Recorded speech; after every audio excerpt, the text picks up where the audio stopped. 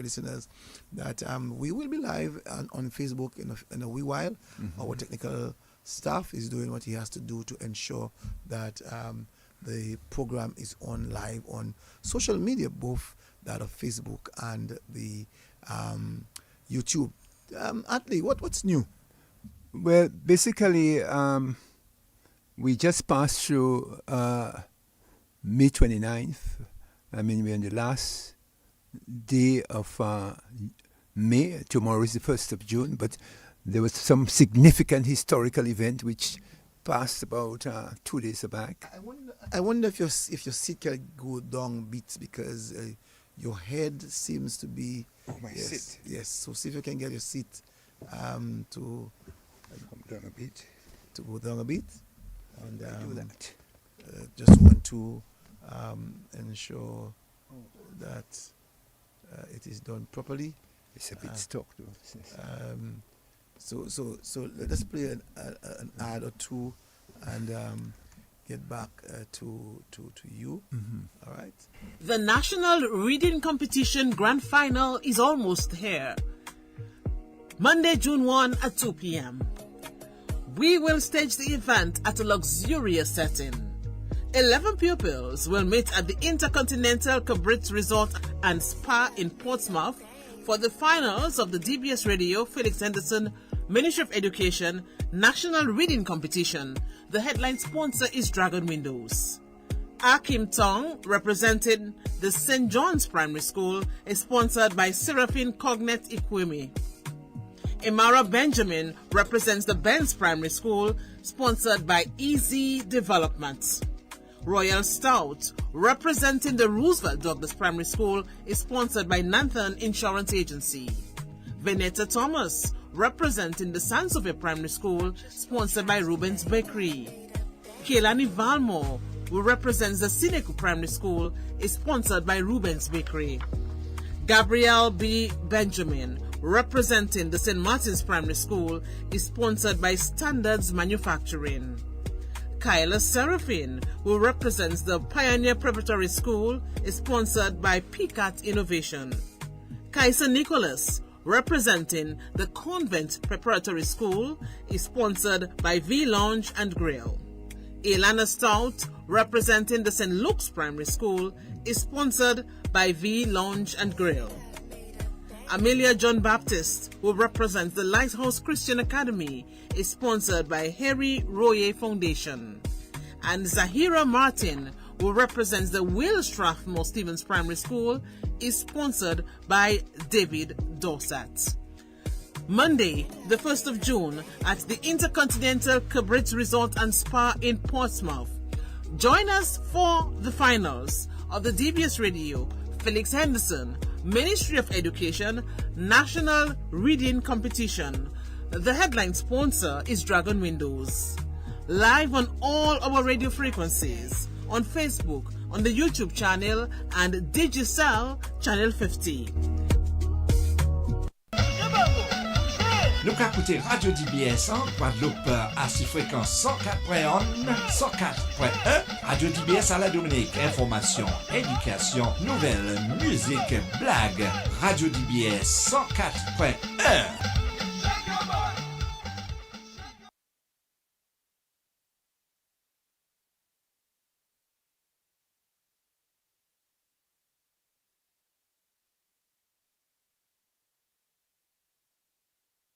You got my number.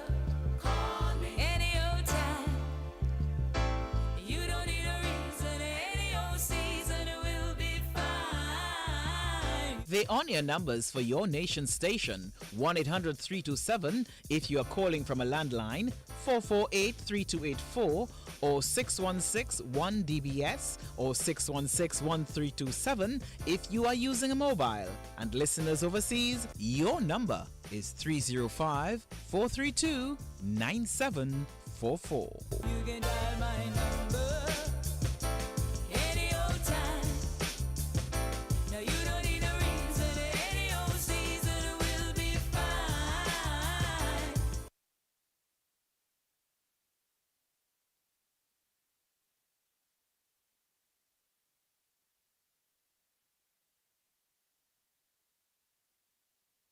can dial my number.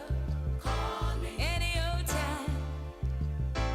You don't need a reason. Any old season will be fine. The on-air numbers for your nation station: 1-800-327 if you are calling from a landline, 448-3284, or 616-1DBS, or 616-1327 if you are using a mobile. And listeners overseas, your number is 305-432-9744. You can dial my number any old time.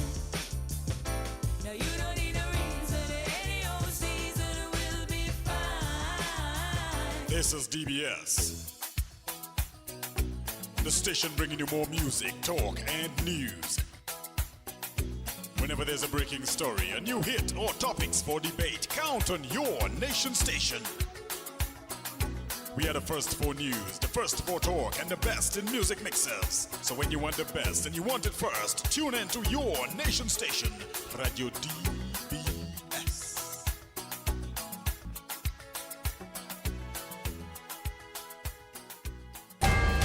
The journey is on to the ultimate radio experience. DBS Radio. Going deeper, longer, wider. It's smoother than any other. Much more than one radio. It's a sum of all radio. Covering all of Dominica. It speaks to you within. It speaks to you without. More than just feeling. It causes thinking. It's DBS. Dominica's Radio.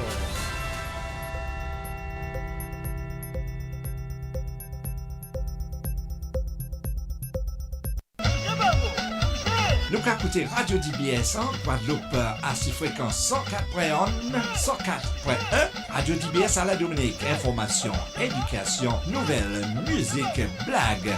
Radio DBS 104.1. Okay, so we are back and we are live wherever you are now. That I'm sure that we can apologize to you for our late start on the social media. As I was indicating earlier on, that we found ourselves doing quite a lot of work in other parts of the country, the northern side of the country, to ensure that our 11 finalists are all happy and ready to go. Brain, again, good evening. Good evening. It's a pleasure to be here again this Sunday. And we're a bit late, but still better late than never. Quickly, we just passed May 29th. And I know that we had not had time to speak about it last week in our show, but it has passed, and I know it's a very significant historical occasion since we are talking about the Lakou. We always have to highlight that significant event in our history, May 29, 79. I myself, I can just recall, during that time, in the morning, I went to the Teachers' College, and I was told that there would be no classes. In fact, Pierre Charles was a student at the Teachers' College with me. He was at the time a member of the Alliance movement, but he was teaching at the Portsmouth, at the Granby Primary School. And they left, quite a number of them, and just a few of us remained. But at about 9 o'clock, I decided, since everybody had left, and only about 3 of us, I made my way past the Bath Road and passed through the river. You know, at that time, there was no bridge, so I actually had to cross the river. There was no bridge, facing the stadium. Or we can say the eastern side of the Issy Black Bridge. That's correct. And then I passed through the track and then climbed up through the track by Horsey Willie there. And by the time I reached on top, where they have the Christian Union Mission Church by the playing field there? Yes, that's it. That's the church right there. Right there at Lindo Park. Then I started hearing some gunshots. So that's basically, then I went to my home. Well, I remember that day, that Tuesday. As a matter of fact, I should have said before that the week leading on to this in class, Brother Jermaine at the time, who was the principal of the St. Mary's Academy, was telling us quite a lot about situations in Grenada and talking to us about the consciousness of people's right. And on the following week, on the Tuesday, I should say the Monday first, we were informed that we should bring black pants. Normally, we would carry black pants and our school top with our crest when we are about to go to a church service. But we were told to bring black pants, and then we did. When we arrived at school the Tuesday, after 8 minutes to 9, we were asked to go in files or in terms of classes, and to walk down from Independence Street. Well, no, it was then called Queen Mary Street. Walk down to Queen Mary Street, and walking down onto Queen Mary Street, I remembered, I think it was, I can't remember the name of the company, if it's TOD, Telecommunication of Dominica. I'm trying to remember the name of that building on opposite where Boboy, where right now we have this game house. It's called... you're talking about the National Lottery? Not National Lottery, no. What's it called? Mapao. Blast. No, Mapao. Oh, Mapao. Yeah, Mapao is at this present. I remember arriving there. When I arrived there, when the students arrived there, we would have seen a truck of different forces in the green facade. We walked up onto Kennedy Avenue, and then we found ourselves dispersing from each other when we arrived by a lady called Ma Popo. After we arrived by Ma Popo and we saw the number of police officers and different forces around, we moved away. I remembered that I also stand under a shop, a Bronx shop.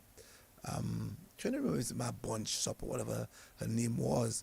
But no, the shop is no longer there. The building is no longer there. That would be my bunch. That would be Ma my bunch on the other side. Yes. Yeah. Well, it's right opposite the ministerial building. And I met with Hicksy, if I remember very clearly. And meeting with Hicksy, we stood and we were talking about, I think Hicksy was a prison officer. If not a prison officer, he worked, I think, as a nurse. He's either one of them, but he was a public officer. And I remembered standing there and witnessing a number of people selling stones into the yard of the ministerial building. And I also remembered that my principal was taken. I can't say it's Brother Jimin. I can't say he was arrested, but I know that he was taken, carried on the ministerial building. I saw that with my eyes. I saw when the green Ford vehicle of the Prime Minister arrived. When he arrived, I think Dordal would have been his driver. I'm saying that clearly. And a particular individual who was in the media approached the vehicle of Patrick John, and Dordal had a conversation with that individual. And then I saw stones firing left, right, and center, and then hearing gunshots. And when that happened, myself and Hicksy, we went to the Windsor Park. We stood onto a stand that was there in the entrance of the Windsor Park.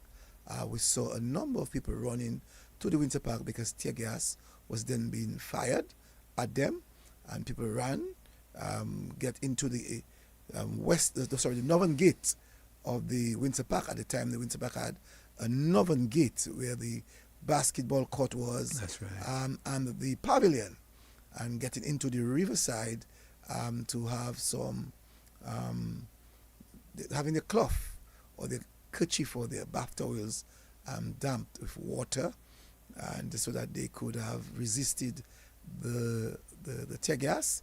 I can also say a lot of the stones that was sent to the ministerial building came from the Pong area. That's not something someone has said to me. That's something I have witnessed and I actually saw. I can't tell you the people that were actually doing this, but I saw a huge crowd of people on that said day on the 29th, Tuesday the 29th, a huge crowd of people actually revolting, making statements, talking about Leo Austin, talking about Patrick John. Also, to the time, I did not witness, but at the time I found out that men of government, officers of government, that of ministers of government, were also not taken for hostage, but they were actually assaulted and insulted by the huge crowds. We saw the shaking of the gates. I saw the shaking of the gates. The gate is still there today, of the gate, and I think two police officers, trying to resist that very huge crowd, and they just allowed them to continue rattling that gate to prevent them from entering the ministerial building. I can give that account of my story. Right. Well, that's May 29th for you, which we just passed. So also we had the national assessment for grade 6, which was done on Thursday and Friday.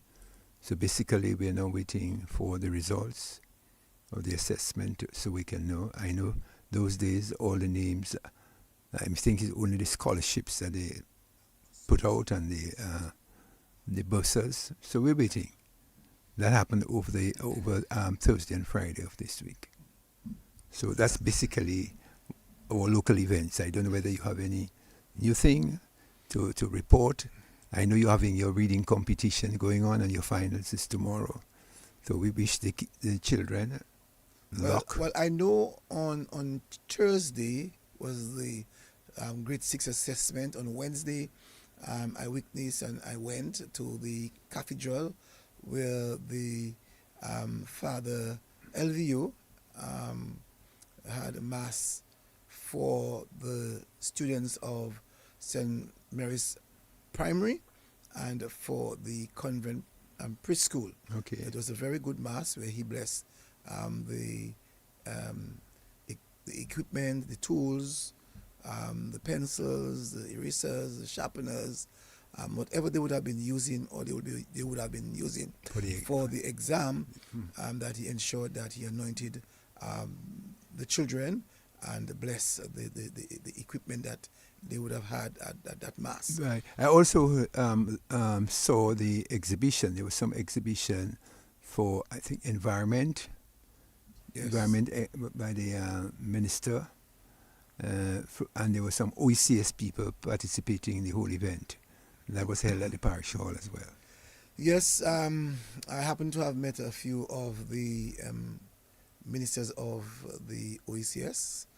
Some of them I know them very well, like for instance the Minister of Agriculture from St. Lucia. I know her very well.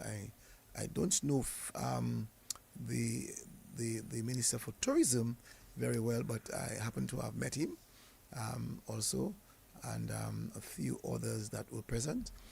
It was another successful story for Dominica in terms of the way that we were able to organize and conduct the conferences that were held in Dominica over the few days this week.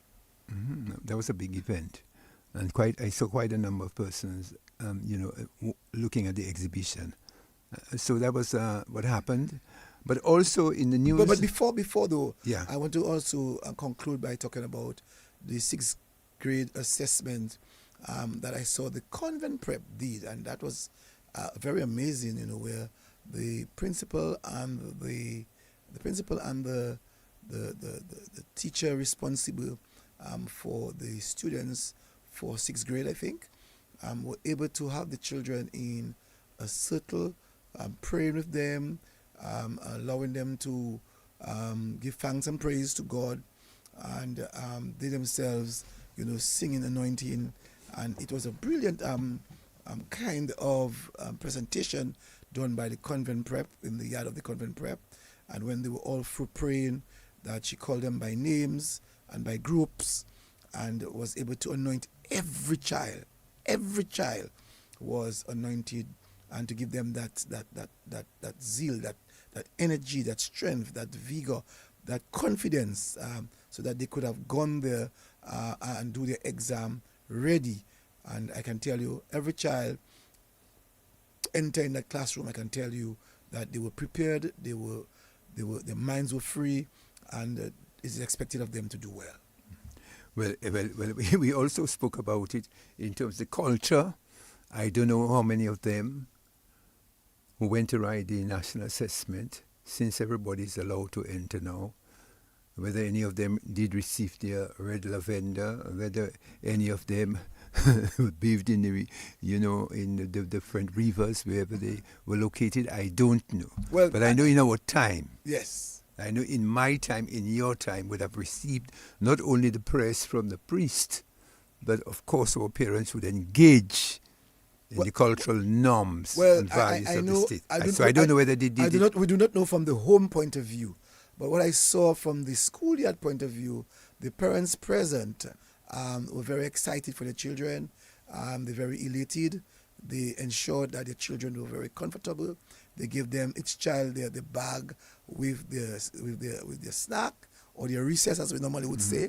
But we cannot tell you what the traditional of home. Whether the home tradition kicked in before going up. So I don't know. But I know in our time it was the norm for us to receive that special bath, as we've spoken about it already, and the different, what I would call the cultural ways of preparing us for the exam. So I don't know whether the tradition still prevail. Well, the tradition might prevail after the exam. So after the exams, the results comes out. Children have to be prepared to enter into high school or high schools, and they have to ensure that all of the spirits of the summer, all the evil spirits of the summer would have to go away. So maybe some of that red lavender, that river bath in the male river will be done, rubbing of your skin from the river or from the basin at home.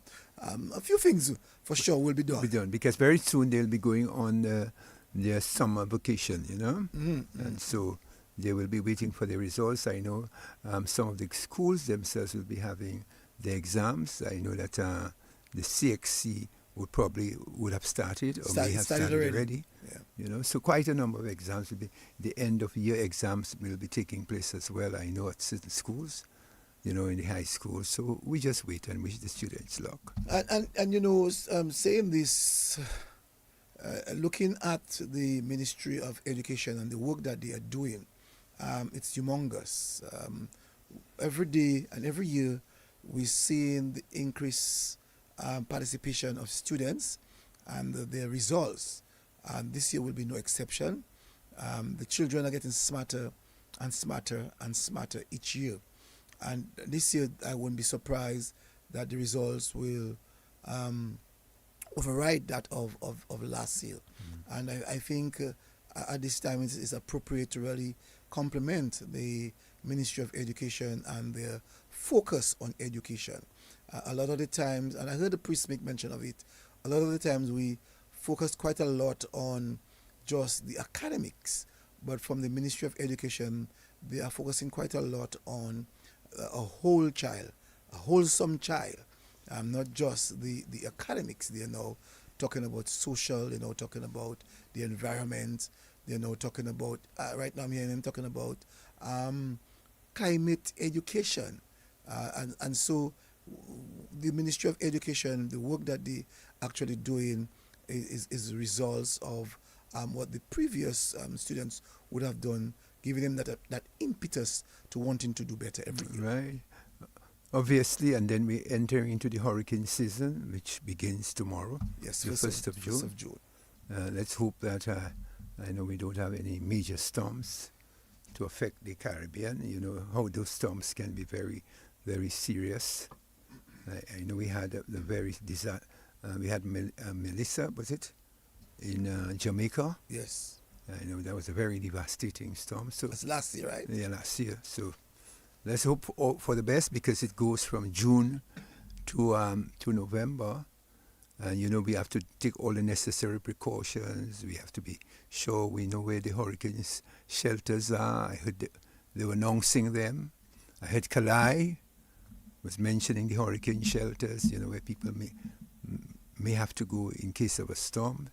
So, we have to be taking those things very seriously in light of, climate change. Because we're noticing that some of the storms are getting more powerful every day, more stronger. Yes. So And- we have to and- pay attention. And so, as just mentioned, Kalai, he does a very good job every, I think, Tuesday on DBS Radio to sensitize people as to what their department is actually doing in ensuring that we're safe. We know that as we speak, that there are several regional centers. There's one in Casibros, there's one in Jimit, and there is one in Layu. These resource centers or these regional centers, they have huge capacity or capacities to include that of sleeping space, kitchen space, living space, and so all the necessary amenities to make you very comfortable is already available. And I'm sure the preparation that is going to be made for this year will not be one different from the previous year, but better. We also know that even in talking about the building codes now, the building codes are totally different. We have much more resilient homes being built by central government. Over 2,000 families have been given resilient homes. And those homes, I can guarantee you, when the hurricane, if by any chance comes our way or in our path, that those resilient homes would be able to help in ensuring that we are safe for 2026 hurricane season. I must say that I was very pleased, and one must say that I listened to the program. I mean, I don't always agree with him, but I listened to the program on Thursday night by Mr. Lakou Sebastian, and I thought that he did a very good job in terms of the tribute to Jeff Charles, where he had Rex Ferrara, where he had Heavy Shillingford, and it was a very good show, I must say, and the exits were quite good, quite good for him. I hope at some point in time we might be able to hear some extracts from that show. Well, I can tell you that DBS Radio, as we speak, we are actually putting together a production on Jeff Charles, and I'm sure some of those information that you would have heard from the program of Lakou Sebastian will be told in that program because we have gotten the permission from Lakou Sebastian and his team to really take some of the insights. Well, I'm very happy that you made mention of that, because I was listening to a program that was held by the legal profession on copyrights. I don't know whether you follow that one. It was that's on Wednesday, I think. That was Wednesday. No, Thursday. You're right. On copyrights. Yeah, Wednesday, I think it was. Yeah. At 6 o'clock. So I know that there's a lot of discussions now on copyrights and the use of material. Both, I don't know whether it only pertains to the music business, but I do not know whether anybody can use our program because we may not have copyrights to it.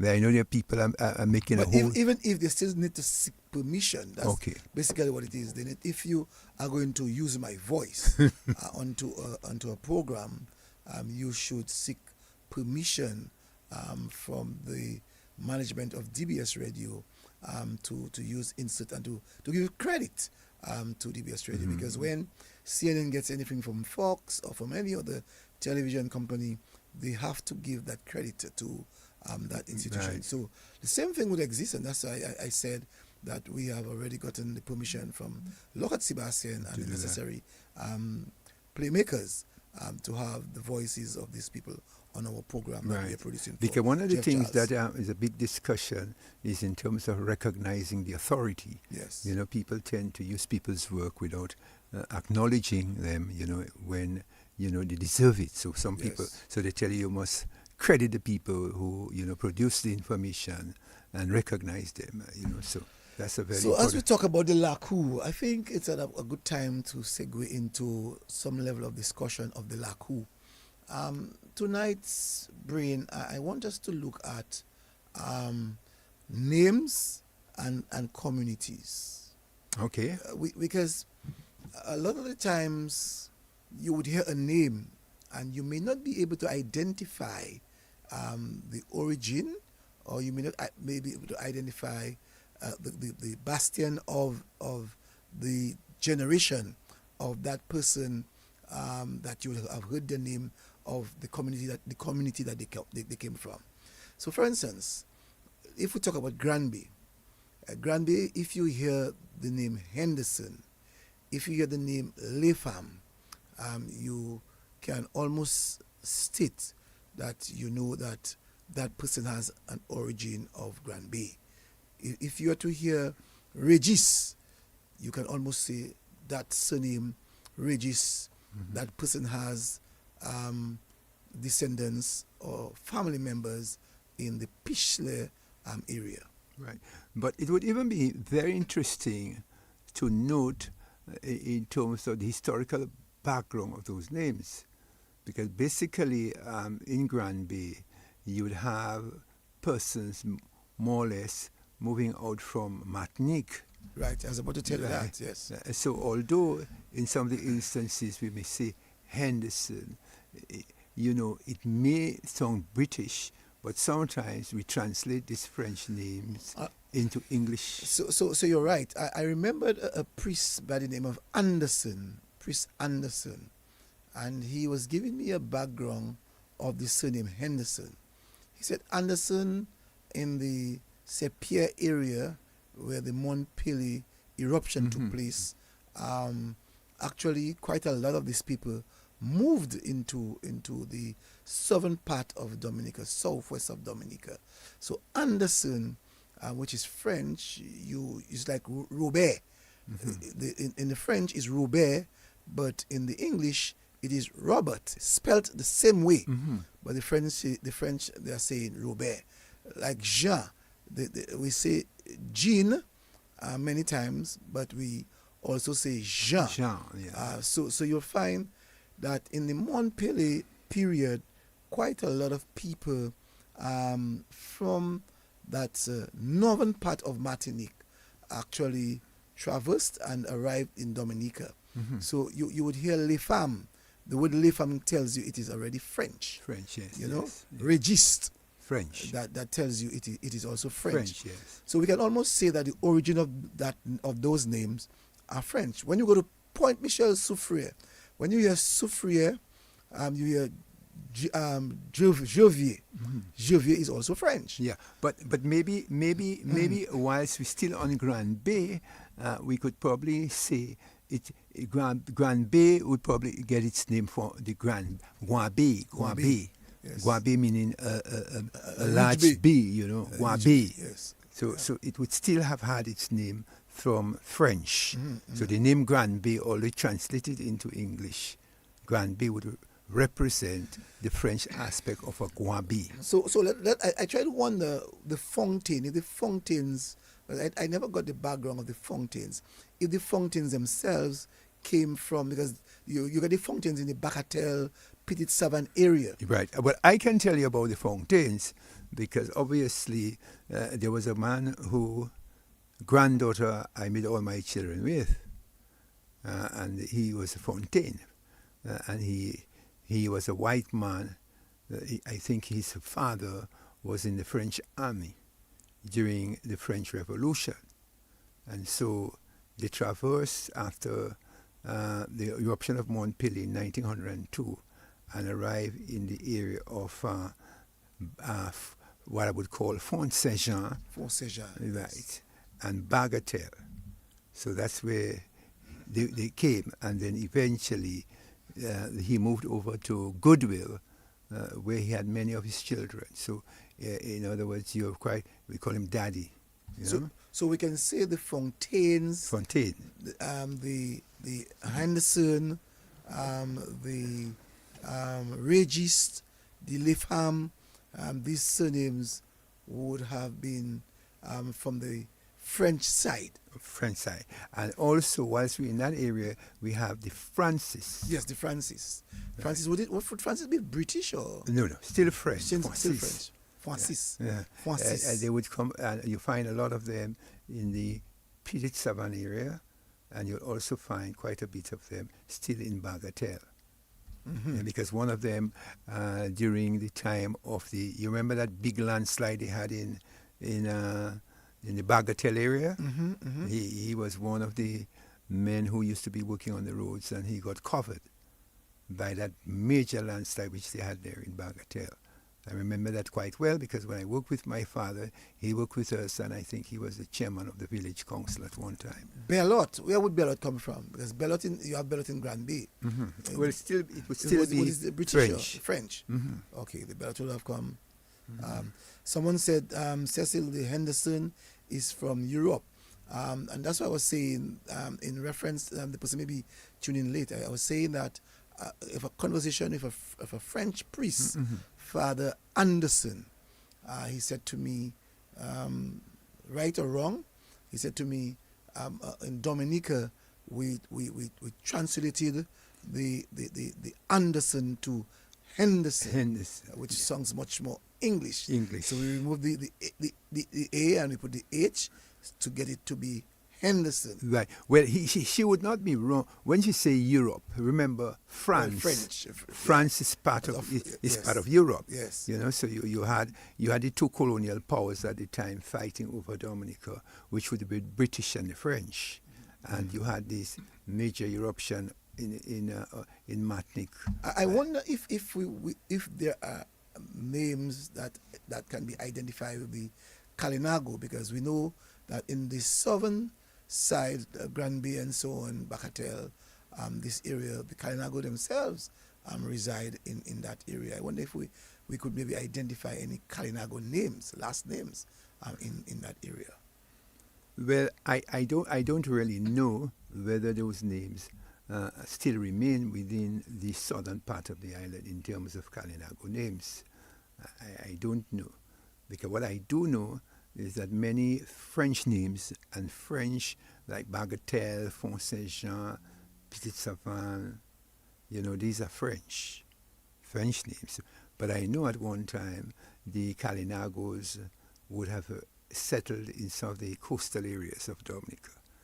Because really and truly, when you look at the Kalinagos, they were not really residing in historical perspective in what we'd call Salibier.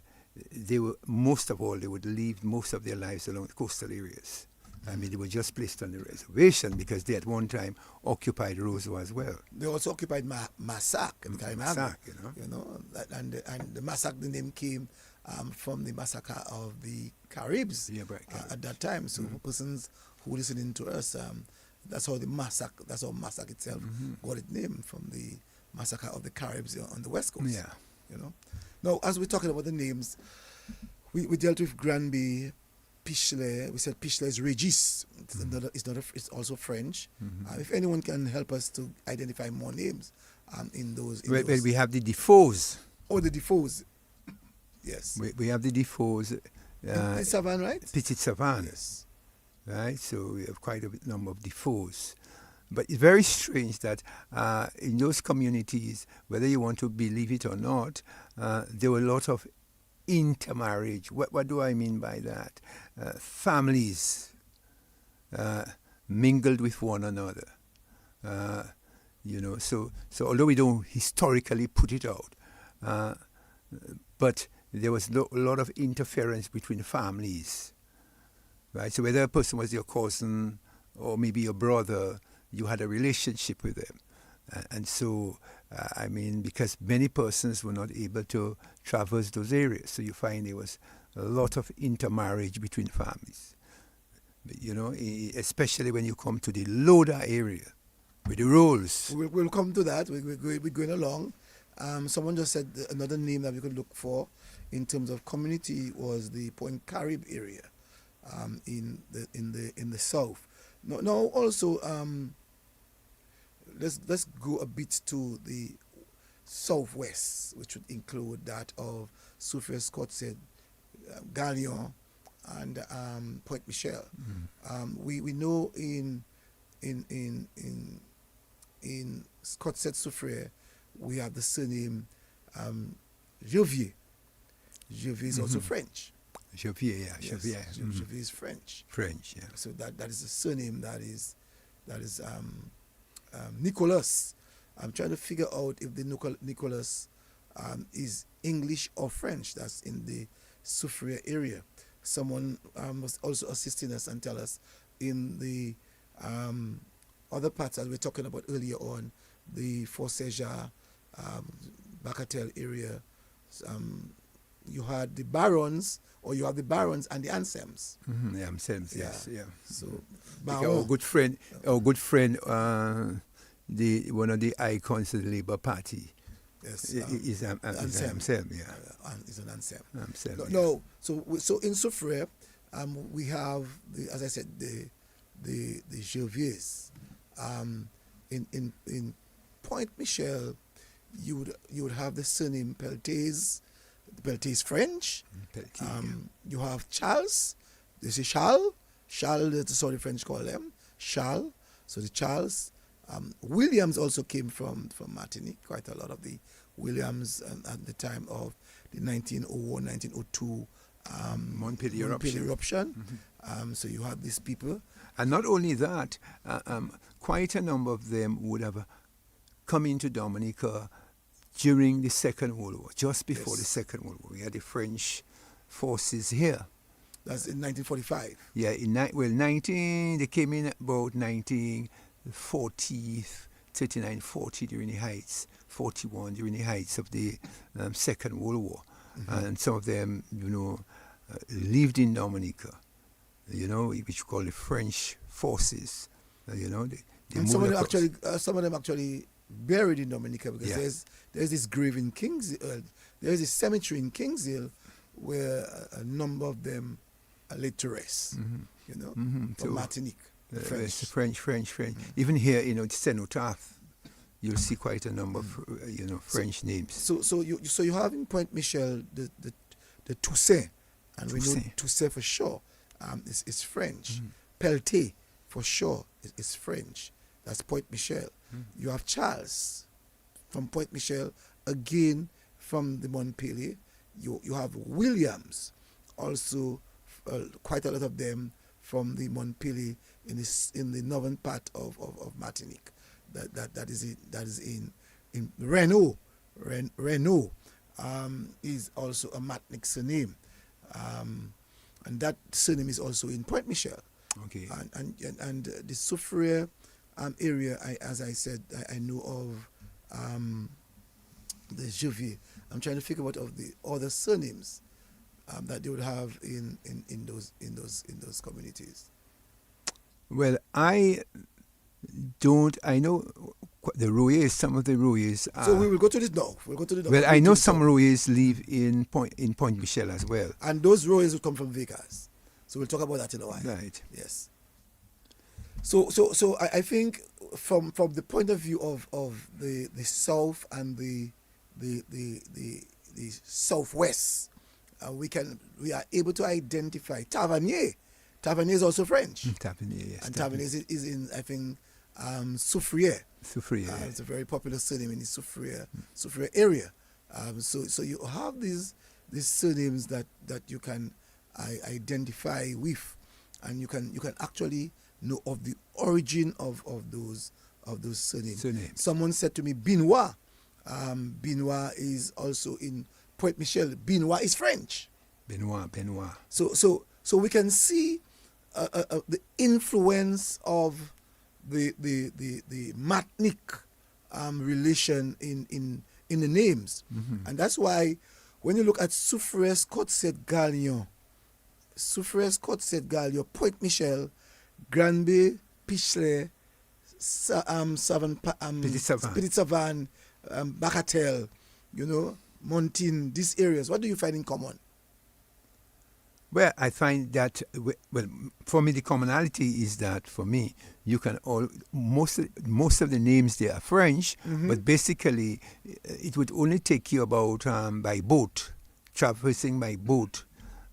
If you were in a country band move or you're fishing, normally when I asked fellas from Fonseca when I was working with my father, how long it would take them from from Saint-Jean to Martinique, they would tell me 35, 40 minutes. And now with those powerful outboard motors they have, they would be able to do that in less But in no time. what I think though that is what was common among these people was that they all spoke Creole heavily. Yes. Yeah, they were very much communities that maintain the Creole language. To this present day, you still find in Galion and Scott said Soufriere, Point Michel, Grand Bay, those areas, Creole is heavily spoken. That's so correct. that is something that we must recognize because they are just keeping with their descendants. Yeah. Because obviously the language would not have been lost. And so you find that although in modern times they were forbidden to speak the Creole, and only now with the resurrection of Creole language. But it was accepted in those areas because these people were all going back and forth to Martinique. That's right. So it wasn't something that would be forced upon them. So yes, you would have a few stories in the Lakou of parents wanting their children to speak English. English, yeah. But you still found a heavily influence of the Creole language, which they spoke at home. And even when you look at the culture aspect, and if you go to Martinique, on the northern side of Martinique, say Pierre, and all of these areas, you find that Péché, these areas are culturally influenced by the African attitude.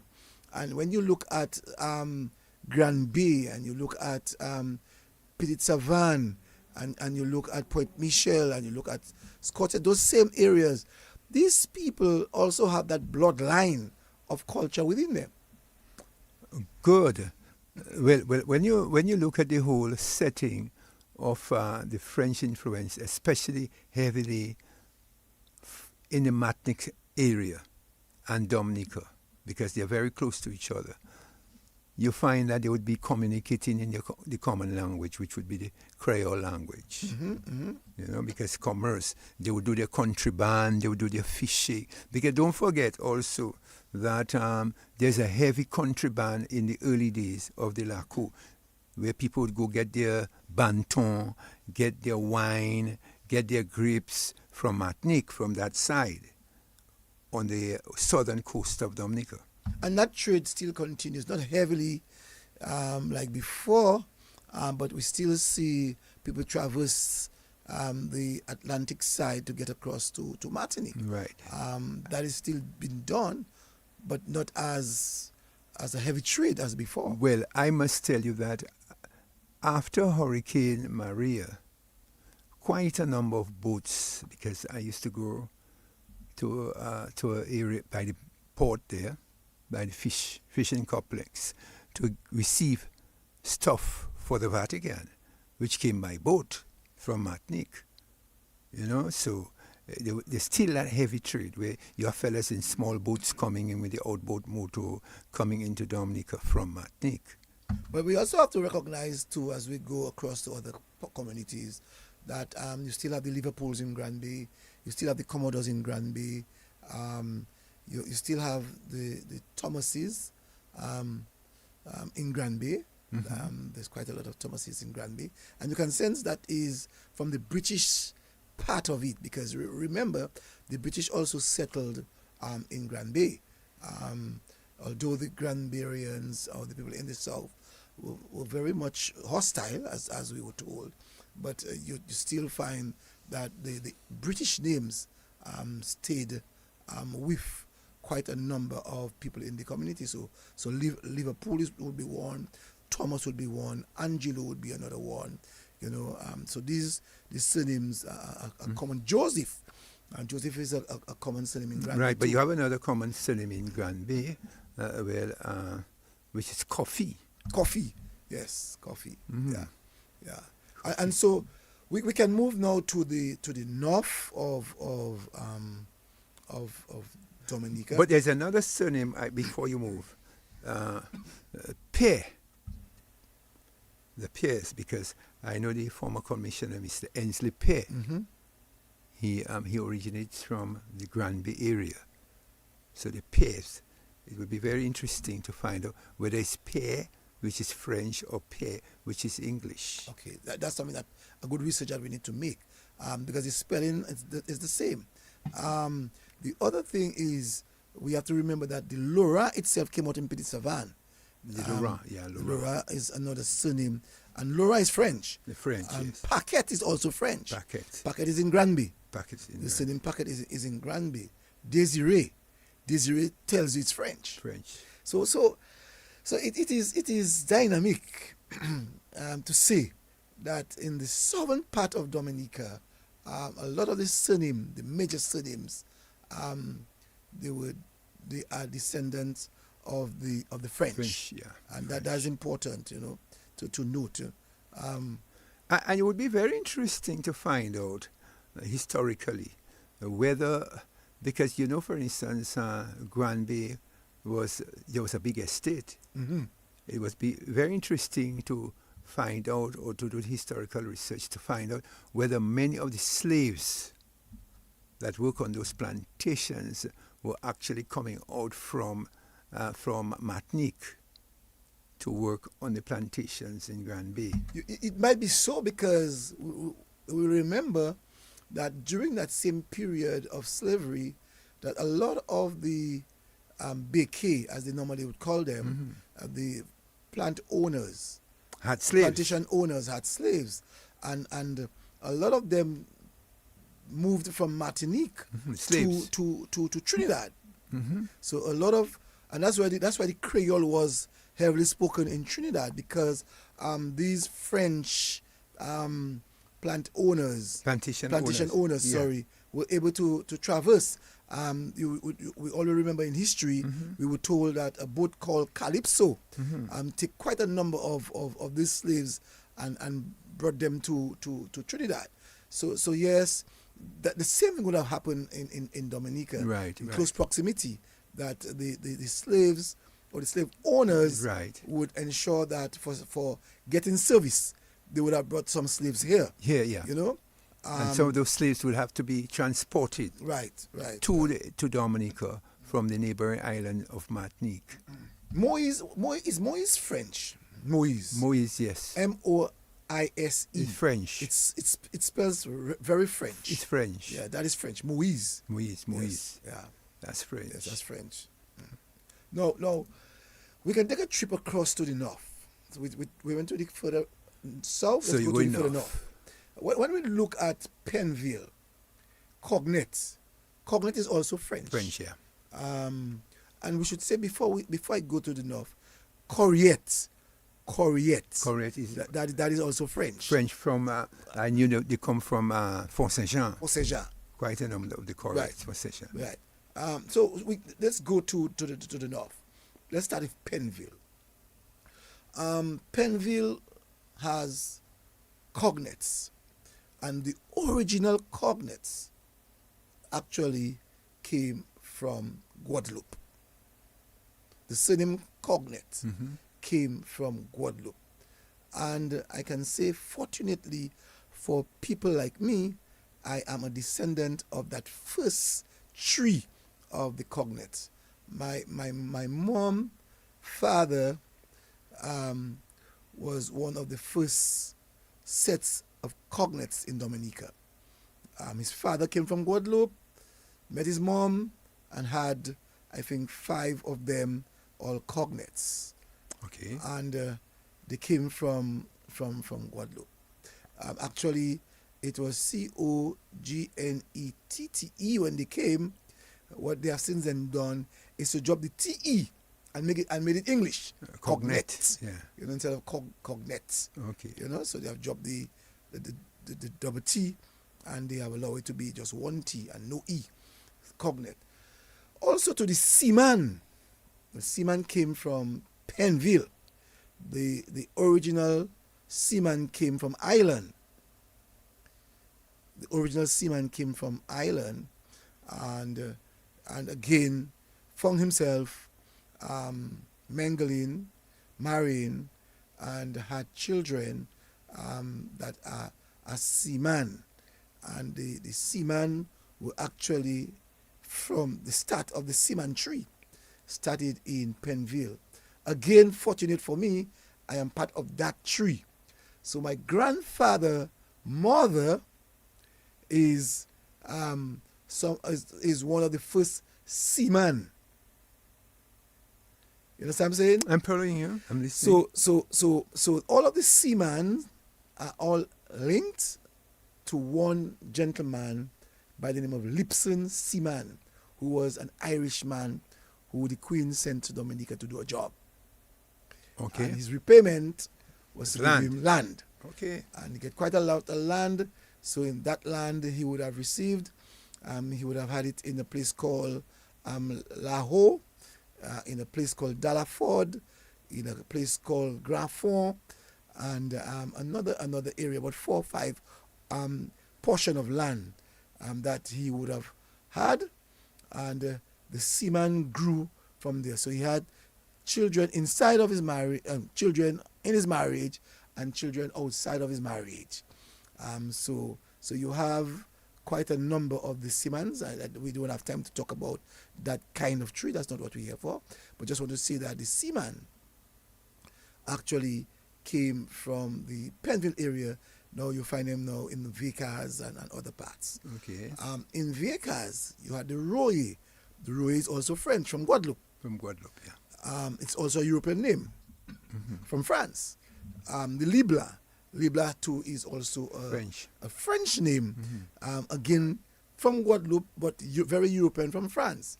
And you find Libla was in Vickers. So if you talk about Libla, Royer, you get Vickers. If you talk about Jean, so the surname Jean is in Penville, and the surname Gilbert. Gilbert is from Penville. So when you hear about Gilbert, it's Penville. But let me ask a question. Yeah. In terms of the most prominent surname in Penville, who would you find? Would it be... What's that? The prominent surname. Let's say, for instance, the most common surname in Penville. Would it be Seaman? No. Seaman is very common in Vickers. I know. I wouldn't say it's very common in Penville. Penville. It's still in Penville. So you have common surnames like Etienne in Penville. The Etienne with double N in Penville. Okay. That is French. That's very common. Etienne. The Gilberts, I think, it's very common. The Victors is a very common surname in Penville. So you have in Penville surnames that is just can be identified with the people of Penville. As I said, Gilbert, the Jean, the Seamans, and the Seamans, and to a certain extent the Joseph. In Penville. Yeah, you have some surname Joseph in. I'm told that even later is in Penville. I'm told that later is in Penville. But Vickers is very predominantly, you can see Seaman now quite a lot. Royer is very popular. Libla is very popular. You know, that is the surnames that you can find. But I also find another surname. Is it that common? Because I know they originate also from Vickers area. The Williams. Yes, you have the Williams. But I'm trying to find out where's the origin of the Williams. I know that the Williams on the Point Michel end came from Montpellier area. I'm not so sure where the Williams, if it's more Europeans in the English aspect of it. Okay. But I know you have quite a number of some Williams out there in the Vickers area. No, Vickers also has honorary. No, the honorary is not originated from Vickers. It's French, yes, because you have that accent over the I, so it tells you that it's French. But they would have come from Woodfordale. So Woodfordale would have honorees, who at the time, many of them would move away from Woodfordale and get into Vickers.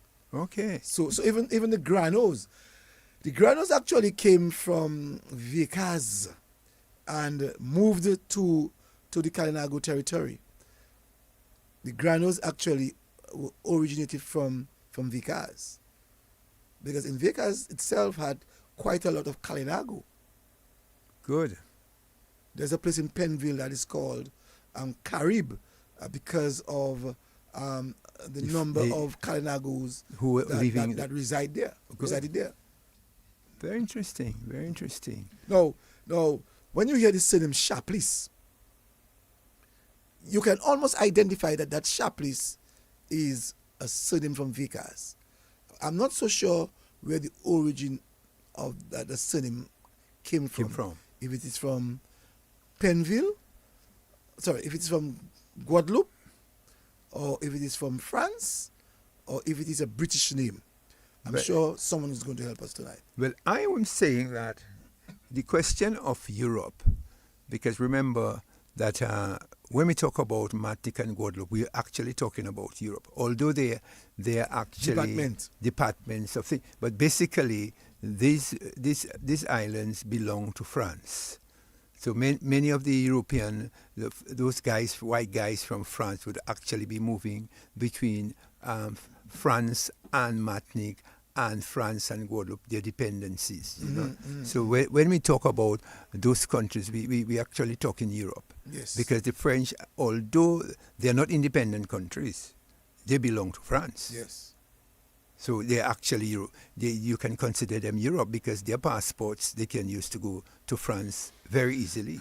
And Augustine, it's another popular surname. I remember as a boy growing up, you had quite a lot of Augustine in Vikas. I think that surname actually came in. Maybe it could be very much British. Augustine. I get no semblance of French in the surname Augustine. Now in Thibault, in Thibault area, Massicotte is the very popular surname, and you can hear the rolling of the French Massicotte. You know, you can and you find in Vikas too there are a lot of Massicottes that you can find in Vikas, our family members who themselves are Massicotte. My cousin, my aunt got married to a Massicotte. So you have the Massicotte coming from the Thibault area, you know, getting into the community of Vikas, like how the Honoré did from Woodford Hill. So Honorés would come from Woodford Hill, and I'm sure that the Honorés would have found themselves into Vikas by virtue of the high collar women. Right. But let me tell you something. Whilst you're talking surnames, I don't know whether that would kick in as well, because what I noticed in the traditions between, let's say, Thibault, Vikas, and Penville, I noticed that in Vikas at the time, historically, there was a sort of elitist idea that Vikas was the most central of the two communities, Thibault and Penville. So there was a sort of cultural, what I would call, conflict between those communities, Penville, Vikas, Thibault. You're very correct, because even when you looked at Vikas, the higher complexion of people came from Vikas. So people with the red skin complexion would come from Vikas. Yeah. So it speaks a volume of the people who came from Guadeloupe, the white guy who came from Guadeloupe, where he would have gone to. And Right. you find the darker, and I take it to mean that in Vikas, that slavery did not even exist. Yeah. I take it to mean that slavery did not exist. Because and if it existed, it's for a very short time. What I noticed in Vikas, between Vikas, Penville, and Thibault, when I was education officer of the North, you talk about ethnology, you're talking about that. I noticed that in Vikas, they speak Differently. a sort of fluent Yes. English. Yes. more British. And they pride themselves on the way they speak. Even when I noticed even that. in the culture, I noticed that about them.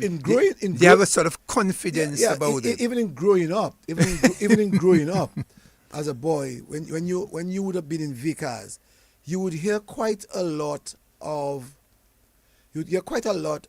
English. Right, yeah. They have a sort of guandisma, a sort of guandisma about them. In I Penville, hope I don't, yeah. In Penville, a lot of Creole, hard Creole, was spoken, and in Thibault, a lot of hard Creole was also spoken. But in Vickers, and in the middle there in Vickers, they have a sort English. So if you listen to Libla, the deportment. E.O. Libla is a language. Even Lipson Libla, you know, who was I think health officer. You have a caller. I mean, they were. Someone's on the line first. Let's see what good evening to you, caller.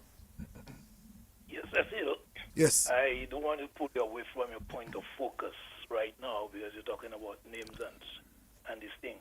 But before you end the program, I feel it would be fitting enough to touch on one of our national cricketers, Matthew George, that passed recently. Oh, we did that last week. We did that last week. We did that last week. Oh, yes. We did that last week. Sorry. Yeah. I get that. I knew that last week. Yeah, man. We talk about Matthew, man. For a long time. Of course. Okay. Well, probably. As a matter of fact, we spoke about Matthew and Mr. Chatter. Mr. Chatter, yes. I know I could chat about George. Yeah, man. You spoke about George first. Yeah, Yes. Yeah, thank you. Yeah. But all right, thanks. you. Yeah, thank you very But much. remember, my surname is not a popular friend. Thomas. But it can be found in all crevices in Dominic. Right? All right. And you are also you're their caller? No, but Thomas himself. But his Thomas came from Vickers Benz. All right. His Thomas came from Vickers Benz. Well, I know, for instance, there was a very famous fella who was called Tyrell Thomas. Well, I'm telling you, Tyrell originates Tyrell from Thomas, so I Penville. don't know if his dad. No, that's his dad. I don't know because that guy was, and talking, good thing he called, your dad, Tyrell Thomas, was known as a guy that was very flashy, having children here, there, and everywhere. And I can say he was my mom's grand uncle. Right, so I know because that guy was very close, very well. He in fact he had his house down there in the Didier Lane area. Yes, so right. I know him very well. Public Works. Yeah, at the back of the Public Works, and he was Superintendent Tyrell Thomas. Right. So I know him very, very, very well. Okay. So we're talking about the people of Vickers, Penville, and Thibault. Mm-hmm. So Thibault still does have quite a lot of Letans. So Letans came from Thibault. The Bontif, they themselves another popular surname in Thibault.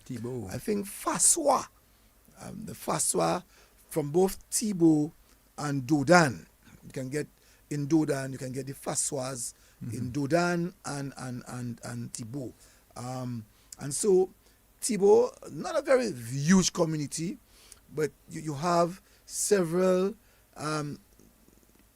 clans, if I can say that way, and so Thibault, Vickers, and Penville have played the equal part. Well, let us talk about clans, because you're talking about clans. There will be prevalent families that would control and dominate the ethnic groups there.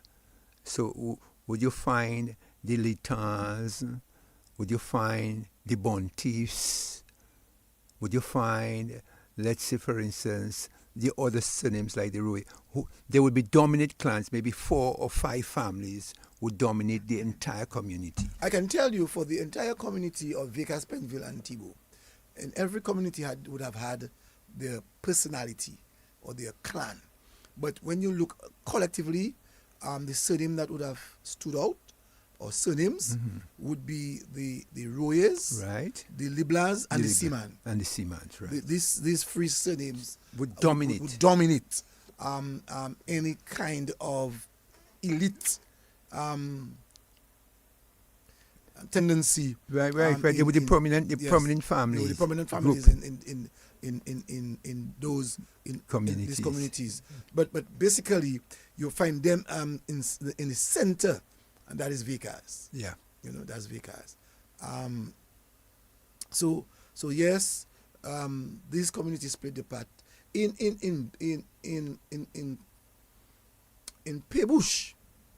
You are the Xaviers and the Paul. So anytime you a surname Paul, you are tempted to ask someone, do you have a family member in Pebush? In Pebush. Okay. And the answer is almost yes. The Pauls. The Pauls, very popular surname in Pebush. The Pauls and Xavier itself is another one. As you can sense, Xavier, it's French. The English wants to now say, or the Americans are now saying Xavier or Xavier, not even Xavier. Xavier. Okay, because of the X-A-V-I-E-R. E-R, right. Xavier. But it's the French, it's French, it is Xavier. And you'll find that a lot of them are in the Pebush area, but predominantly is the surname Paul in the Pebush area. I can't remember which other surname that is I think Masley is another surname in Pebush that has a handle to the But community. I also find that you have Masley in Penville. Mm-hmm. Because I knew there was a teacher, a very good friend of mine, Miss Masley, and she was from Penville. Very short woman, dark. So I know I've met some of the Masleys in Penville. Right, and also the Ferrol. Ferrol sounds very French. Ferrol. So Ferrol is another surname that you'll find in Penville, in Pebush. So Ferrol. So just ask anybody. Once you hear the surname Ferrol, Pebush, you can identify Pebush immediately.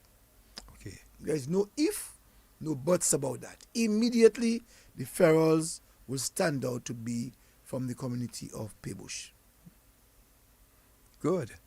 Let me ask, just devil's advocate, in terms of the Walters. Walters, it's also the Walters are from the Savon Pie area. That's where I sense the Walters. When I speak of Walters, I get quite a lot of them from the Savon Pie area. Savon Pie.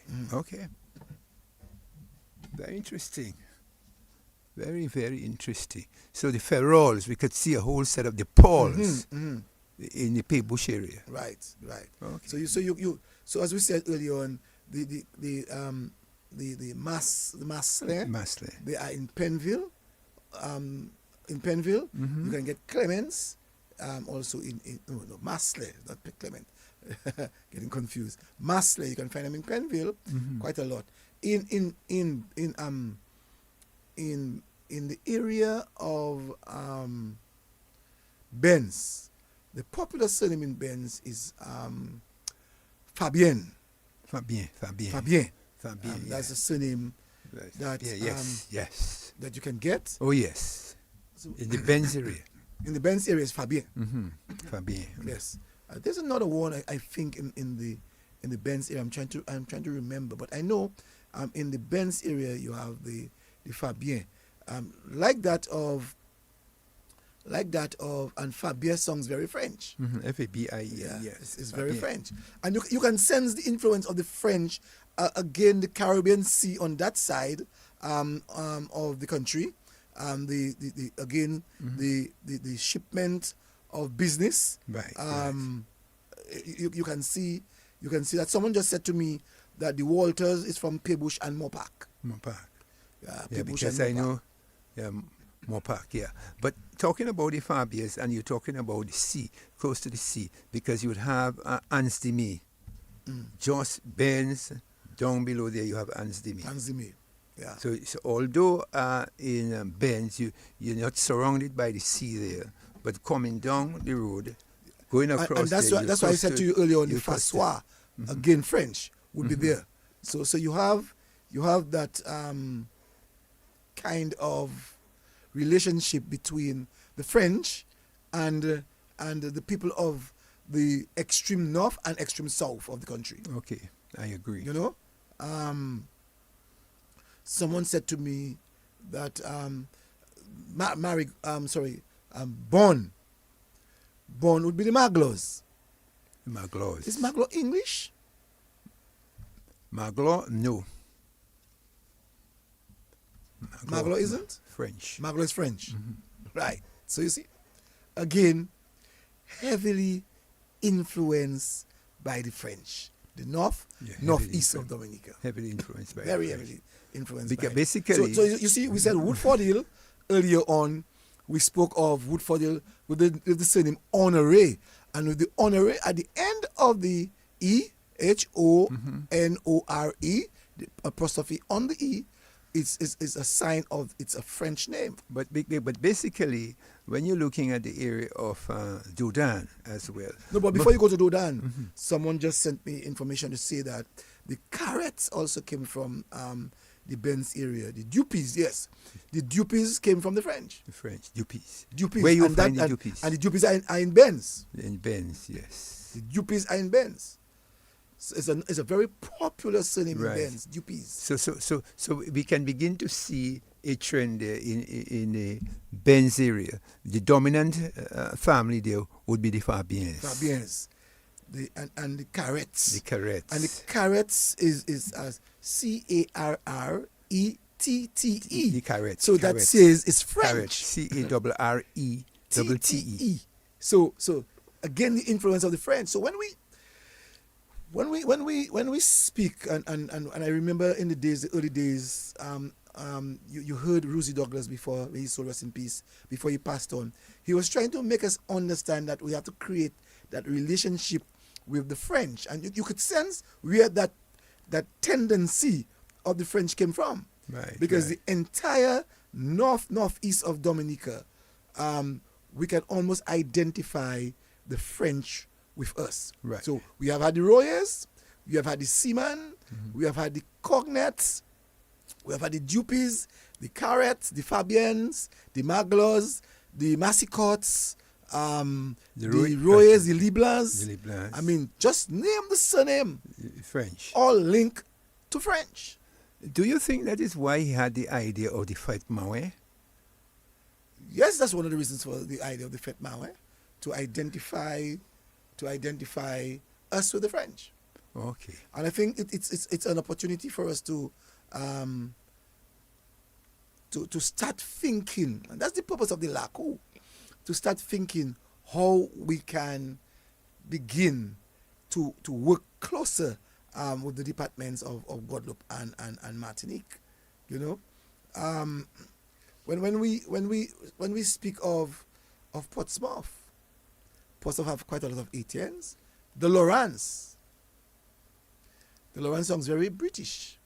Douglas sounds very British. Yeah, Douglas. And when you look at the Douglas Bay, when you look at some of the features of Portsmouth, it tells you how much influence that the British had on Portsmouth. Portsmouth, yes. Yeah. So when you listen to the surnames in Portsmouth, yeah.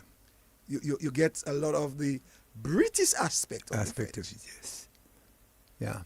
I mean, that's amazing. Yeah. Because basically, and when we look at it historically, remember when Roseau was under attack by the French, when the French occupied Dominica, the British would have moved to what we call the Cabrits. Yes. They would have set up their garrisons up there on the Cabrits, so you'd have a lot of British officers operating in that area. So you find a lot of the connection between the natives and the people who the French, the British commanders would have been interrelating. Because remember, some of those fellas can't go back home, So the women around the area would have to be part and parcel of the whole operations. So a lot of that would be more British. And you didn't get a high influence of the Kalinago in the Portsmouth area. So you don't get Kalinago names in Portsmouth. you get quite a lot of the British names in Portsmouth. And when the French came in, you would have gotten one or two names. For instance, Chance is an English name. Yes, yes. So Chance in Portsmouth. Burroughs Square. That's British. here are the names. Yeah. Burroughs Square. Burroughs, You know? Burroughs, right. Granville. Granville. Granville. That is British. Yeah, So you could sense the British had a heavy influence in the Portsmouth area. You know, had heavy influence, and you could have seen the difference in terms of lands and the enterprise attitude that they had was totally different from the person from Paybush who dealt with farming, and the person from Vickers who dealt with farming and fishing, guy from Penville who himself too would deal with farming and fishing. So the British had a very good connection or good concentration in the Portsmouth area. So you find the British names, as I said, the Douglases would identify with Britain. The Lawrence would identify even Baron. British, yeah. Strange but true, you had on the other side of the country in the south, Yeah, Baron. Yeah. Baron in the southern side, and Baron, the British, on the northern side in the Portsmouth area. But I also found it very strange that when I used to traverse the Kalinago territory, that you have a lot of barons. Yes. You have a lot of barons in the Sally Bay area. So I don't know, because it seems to me that the Kalinagos themselves did not mix too much. They've also mixed with some British and some French. Yes. And as we said earlier on, remember in the Granby, Fort Saint-Jean area, that the Kalinago themselves were on that side. Yes. So remember, they were moving. moving away from the British and their aggressiveness. So they found themselves moving, but at the same time they would have gotten connected. They were moving because I find it very, very much quite interesting as you speak about it, that there are lots of barons in the Kalinago territory. Yes. No. A French name that you would have gotten in the northern side of maybe Lago into Cottage and Savanpai is Dubois. The Dubois. And Dubois would be French. Dubois. Dubois would be French. Again, looking to the closest spot in terms of proximity to Guadeloupe and Martinique, Guadeloupe and the Saints, and so yes. Dubois, away from Portsmouth.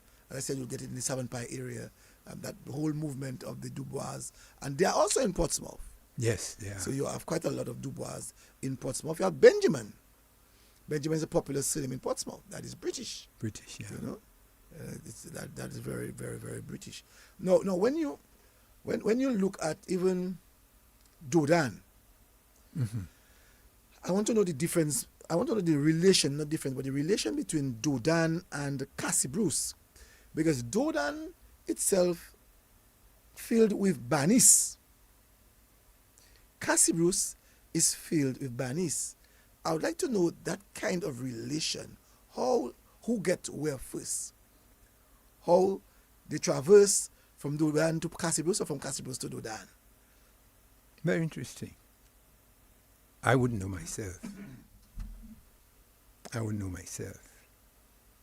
Because you have another set of names, especially you have some Alexanders in Dodan as well. Yes.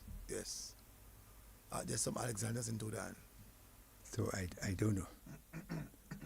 Very interesting. And it's important that I felt tonight that we can speak on the surnames and to give and to make people understand, the value of the French to us, because many surnames are linked, and generation upon generation pass, and they are not even having that thought of the originality of their surname, which is of great importance. Very interesting as well, especially when you hear let's say, you're down in the Vicas area, Penville area, you hear about even the names like Mont au Diable. Even some of the landscapes carry French names. Yes. Yeah, especially in the north, you have Mont Diablotin. You have Mont Micoutrin. You know, so basically, a lot of those names themselves of some of the old landscape were given French names based on what we're talking about. Because I have not found, and it would be very interesting to note from the historical point of view, whether we have any of those names, although the Kalinagos live there, with Kalinago names. That is another research we will have to find out about, especially in those areas where the Kalinagos themselves resided. Any other surnames you heard? Okay. So we. I was trying to get that link, and I wish someone could help me or call us and to tell us the relation between the Banises of Doudan And Cassibros. and Cassibros, because that is where you find predominantly the surname Banis in Doudan and Cassibros. You know, so if you go to Cassibros, a very popular surname. A lot of Banis. A lot of Banises in Cassibros and also in Doudan. So we can come down. Let's go to the east a little bit. In the east, let's talk about Grand Fond. Grand Fond is George. Now George is British. When we look at the role of the people from Grand Fond, how much Creole do they speak? Do they heavily influence in the Creole language many years ago? It would be interesting to find out. So in the Grand Fond area, you have Lockhart in the Grand Fond area. That is very much British. Why did the British find themselves there?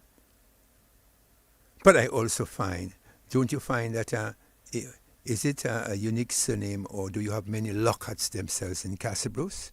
There are also Lockharts in Cassibros, but I'm sure that the relation between the Lockhart and Cassibros would show that maybe the Lockhart in Grand Fond would have gone to Cassibros. It's a probability. When you look at the population, when you look at the number of people from the Grand Fond area that deals with that has the surname Lockhart, you know. Is it British? Yeah. It's very, very British. You know, Lockhart. So we have Banis, we have Lockhart. What other surname do we have in Cassibros? I'm sorry, in the Grand Fond area. You know, I'm sure someone will be able to help us. Give us. Yeah. Even when we go to River Syriac, coffee. We said coffee came from Grand Bay. We said coffee is in Grand Bay. But we also have coffee. But we have a very high concentration of coffees in the Grand Fond area.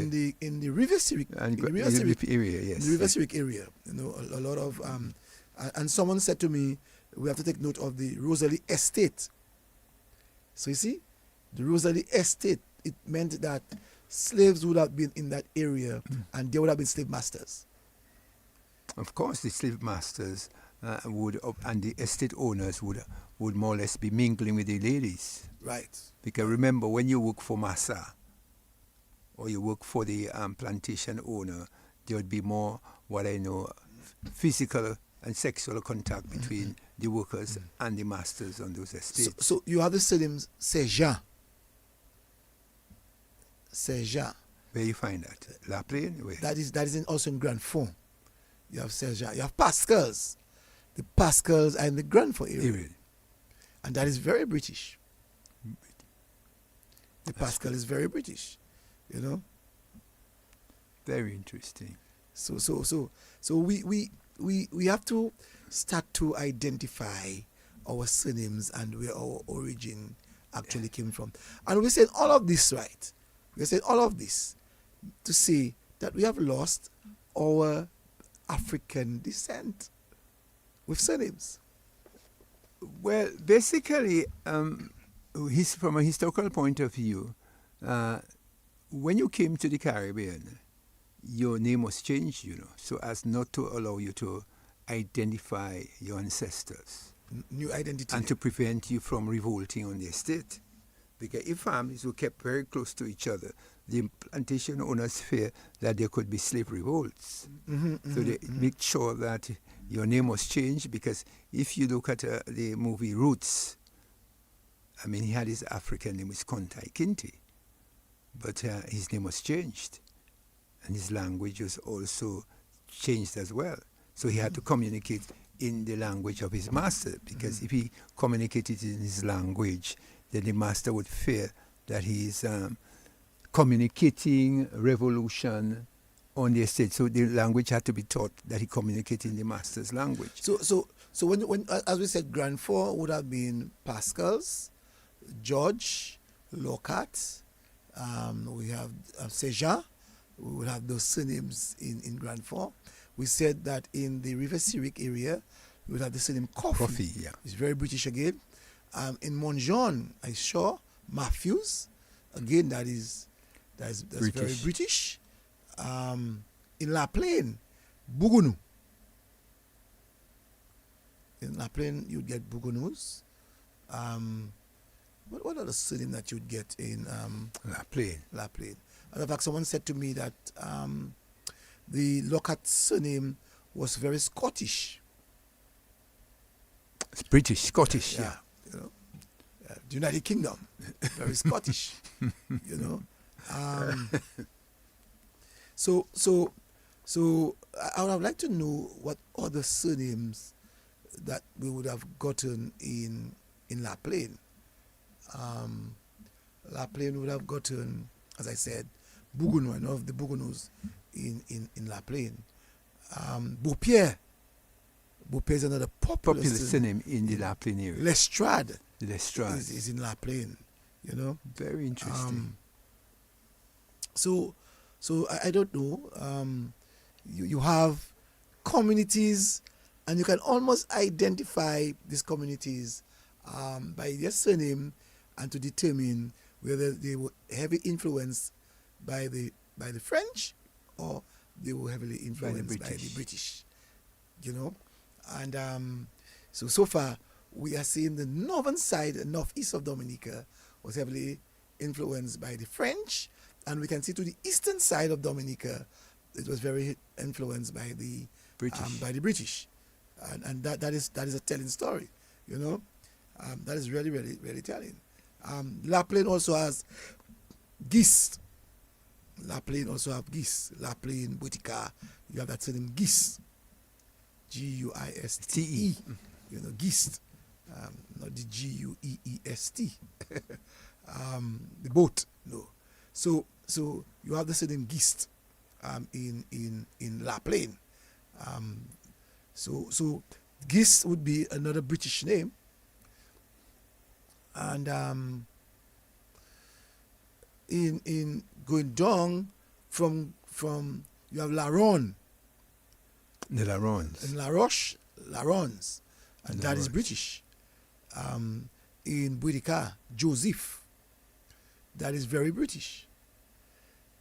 So we can say the eastern side of the country was influenced by the British. Now, if we go back up a bit into the northern eastern side of Dominica, you are the Caribbean now getting into our space. The people from Antigua, from Montserrat, St. Kitts. St. Kitts. So you have now the Watties in Wesley. In Wesley, yeah. The Watties in Wesley. The Jameses in Marigot. Marigot. The Robins you find in Marigot. That's the right. Robinsons, I think, is in Wesley, or vice versa. And Marigot. And Marigot. You have a few of them in Marigot. Yeah. So you have those surnames that you can identify with Paris, again, too, from the Caribbean. The Parises would probably... British? European? Yes. But most of the people on the west, from the Marigot side Wesley, Woodford Hill would more or less have been heavily influenced during the time of the plantation system with the cocoa and the coffee. Right. So they When came were brought- down. They came down They came down for plantation. for the plantation. Yes. Planting of coconuts and cocoa trees. Coffee trees and cocoa trees. So you have the Warties, you have the Jameses, You have the Stevens. Stevens, you have, as I said earlier on, the Robins. You have the Hamlets. The Hamlets, yes, that's another one. The Hamlets. So these are more or less from the Leeward Island side. Leeward side of things. That's what we said before. We had the Windward and we had the Leeward Island. But I think those, at that time Dominica was part of the Leeward Island. the Leeward Island. So a lot of them came down. So a lot of them came down for plantation. So Right. the surnames, And they settled. yes, in Wesley, They settled Wesley, Marigot, and Woodford to a Woodford certain Hill, extent. Yeah. Not much in Calibishi. Also the Prospers are in La Plaine. The Prospers, and that is British again. that is very British, you know. Strathmore. That's Will very Strathmore British. Stevens. Yeah, that name is a British name. It's not a last name, but it's a very British name, you know. So you have so for instance in St. Lucia they say Marigot. Spell the same way. Yeah. Say Marigot. But the Cocoy people say Marigot and Marigot. You know? But it's very interesting that you mentioned that, because even in these areas, you find that there is no heavy influence of French, patois. Right, that's correct. You right. have more or less the cockeye. Yes. Or So that's why we said the Cocoy. That's why we said these people from the Leeward Island side. Yeah. So the Benjamin themselves came from the Leeward Island side. The Jameses, the Warties. So these people did not speak North. So French had no influence on these them, yes. countries on the Windward Island side, on the Leeward Leeward Island Island side. yeah. So they did not speak Creole. So they came with their own slang, their own cockeye. their own cockeye. Yeah. And today it is still part of Prevalent, of the culture in Marigot, Wesley, and to a certain extent Woodford Hill. I also have the Lintons. Oh, and the Lintons. Yeah, The Linton song's very British. Yeah, Lintons. It sounds very British. Leeward you know. Islands. Yeah, it sounds very British. Leeward Islands. Then we go to Calibishi. Calibishi, we have Nixon. We have the Celestine. The Celestines. Yes, Calibishi. Yes. So you see, you again the influence of the English now. The English move away from Portsmouth and into Calibishi. Calibishi. So Calibishi. So you see pockets. Pockets, right? But you're moving between them because you have the Leeward Island influence, the English influence, because those villages are within close proximity. Eh? Right. So as I was saying, in Calibishi, you would have had the Nixons, you would have had the Pauls also. The Pauls, there are also Pauls in Calibishi. There are the Celestine in Calibishi. Someone told me Daru in Calibishi. I'm not so sure about that. The Darus are in I know Darus are in Petit Darus are in Petit Soufrière. They're in Petit Soufrière. Petit Savane, sorry. And they're Petit Savane. They have them in Petit Yeah. Soufrière. They have them in Petit Savane. Savane. Yes. Right. Yeah. So I'm not so sure whether they are in the area of Calibishi. And you might get pockets of those surnames. Yeah. But heavily you get the Nixons and the Celestine and Pauls in Calibishi. Calibishi. And that I know. Someone speaks about the Carbons. The Carbon for me would be in the Grand Fort area. Grand Fort, Montjean, you get the Carbons in that area. I'm not so sure. And they said all to me that also in Calibishi you will find George. So in Calibishi you'll also find George in Calibishi. And the Brunos. Let's not forget the Brunos. The Brunos are heavily Woodford Hill. Very influenced by the people of Woodford Hill. Woodford Hill.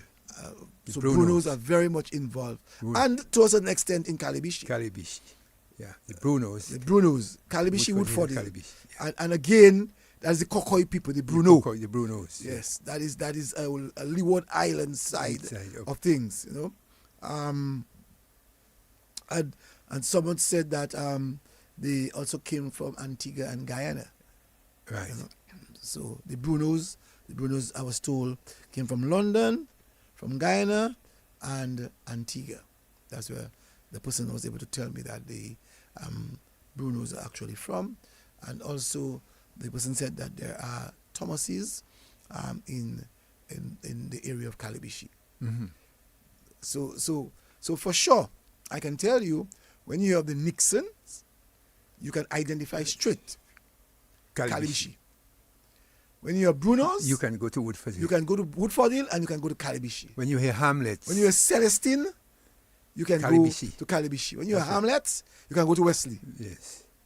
When you hear James, you can say, okay, I'm going to Marigot. When you're Watty, you can say you're going to Wesley. So that is. When you hear the Hyacinths, where do you go? Portsmouth. When you're Hyacinth, you go to Portsmouth. You go to Portsmouth. And Wesley. And Wesley, yeah. Hyacinth is in Wesley. But and predominant Portsmouth. But Portsmouth. Yeah. British name. British, yeah. What about Dodds? The Dodds. And right? Antigua. Right, so that is Wesley. So the Dodds are actually in Wesley. Yes. So quite a lot of Dodds in Wesley. Wesley. So that again is the Kokoi Tory people. People, yeah. So you see, we're helping people out there to understand the work of the Lakou, our research in trying to identify where surnames are from. Yeah. It is a telling story for us to know. You know, we need to be able to identify of our backing where our surnames would actually come from. Well, I would like to take one whilst we go into different areas, but maybe I would just take one quickly. If you go to the Campbell area, what will you find? Esprit. The Esprits. You'll find the Esprits in Campbell. That's for sure. If you go to Esprit, if you go to a Campbell, you'll find the Esprit. Also, too, in Wesley, you get the Telemax. I'm not so sure how much the Telemax, how popular they are in Marigot, but in Wesley.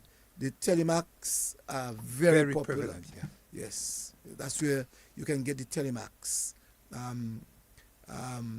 surname, and that's Leeward Island. That's Leeward Islands, you know. Also, too, I'm told that in Portsmouth, like Hyacinth, you will get the Watties. The Watties. So there's also the Watties in Portsmouth, and we're getting some good information, you know, from some people out there. Thank you very much. So someone said that I think, not so sure, that the Watties and Robinsons are from Portsmouth. And again, as I said, sounds very British. Yeah. Robinson. The Robinson. Yeah, Robinson. Robinsons. You know, Robin is Robin is Wesley. Is Wesley. Robinson. Yeah, it's British. Yeah, British. Yeah. You know, so that is good. Now, we let's go to the West Coast a bit. Syrah. When you're Syrah, what do you think of? Which community do you think of? When I hear of the Syrahs, I St. think of Joseph. St. Joseph. St. Joseph. Yeah, the Syrahs are very prevalent in St. Joseph. St. Joseph. So you have Syrahs in St. Joseph. You have the Montut in St. Joseph. St. Joseph, yes. That's another, the Josephs, right. Or Joseph. Right. Joseph. Another prevalent surname there in the St. Joseph area are the Bertrands. Oh, yes, the Bertrands. And the Shillingfords. Yes. And obviously, you'd know that in that St. Joseph area, you'd also had the heavy influence of Howell Shillingford. The Shillingfords at the time. Well, the Howell, the Shillingfords, I would place them in Collio, Bioche, not much Dublin, but Collio, Bioche, to a certain extent, Battley Beach. You're talking about Makushri. Makushri, Makushri. Yeah. That's where. But I still find there, because you have fellas like I know Keith Shillingford, the Shillingford. You quite a number of Shillingfords. I found them in St. Joseph. Yeah. during my tenure there. And even when you look at the deluge are from Collioure, Dublin. You know, Okay.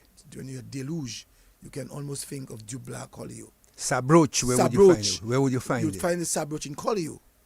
And Dublin. Bioche. Well, yeah, you're right. Bioche. Bioche. You'll get them Bioche. And Bioche for sure. The Sabroch would be in Bioche.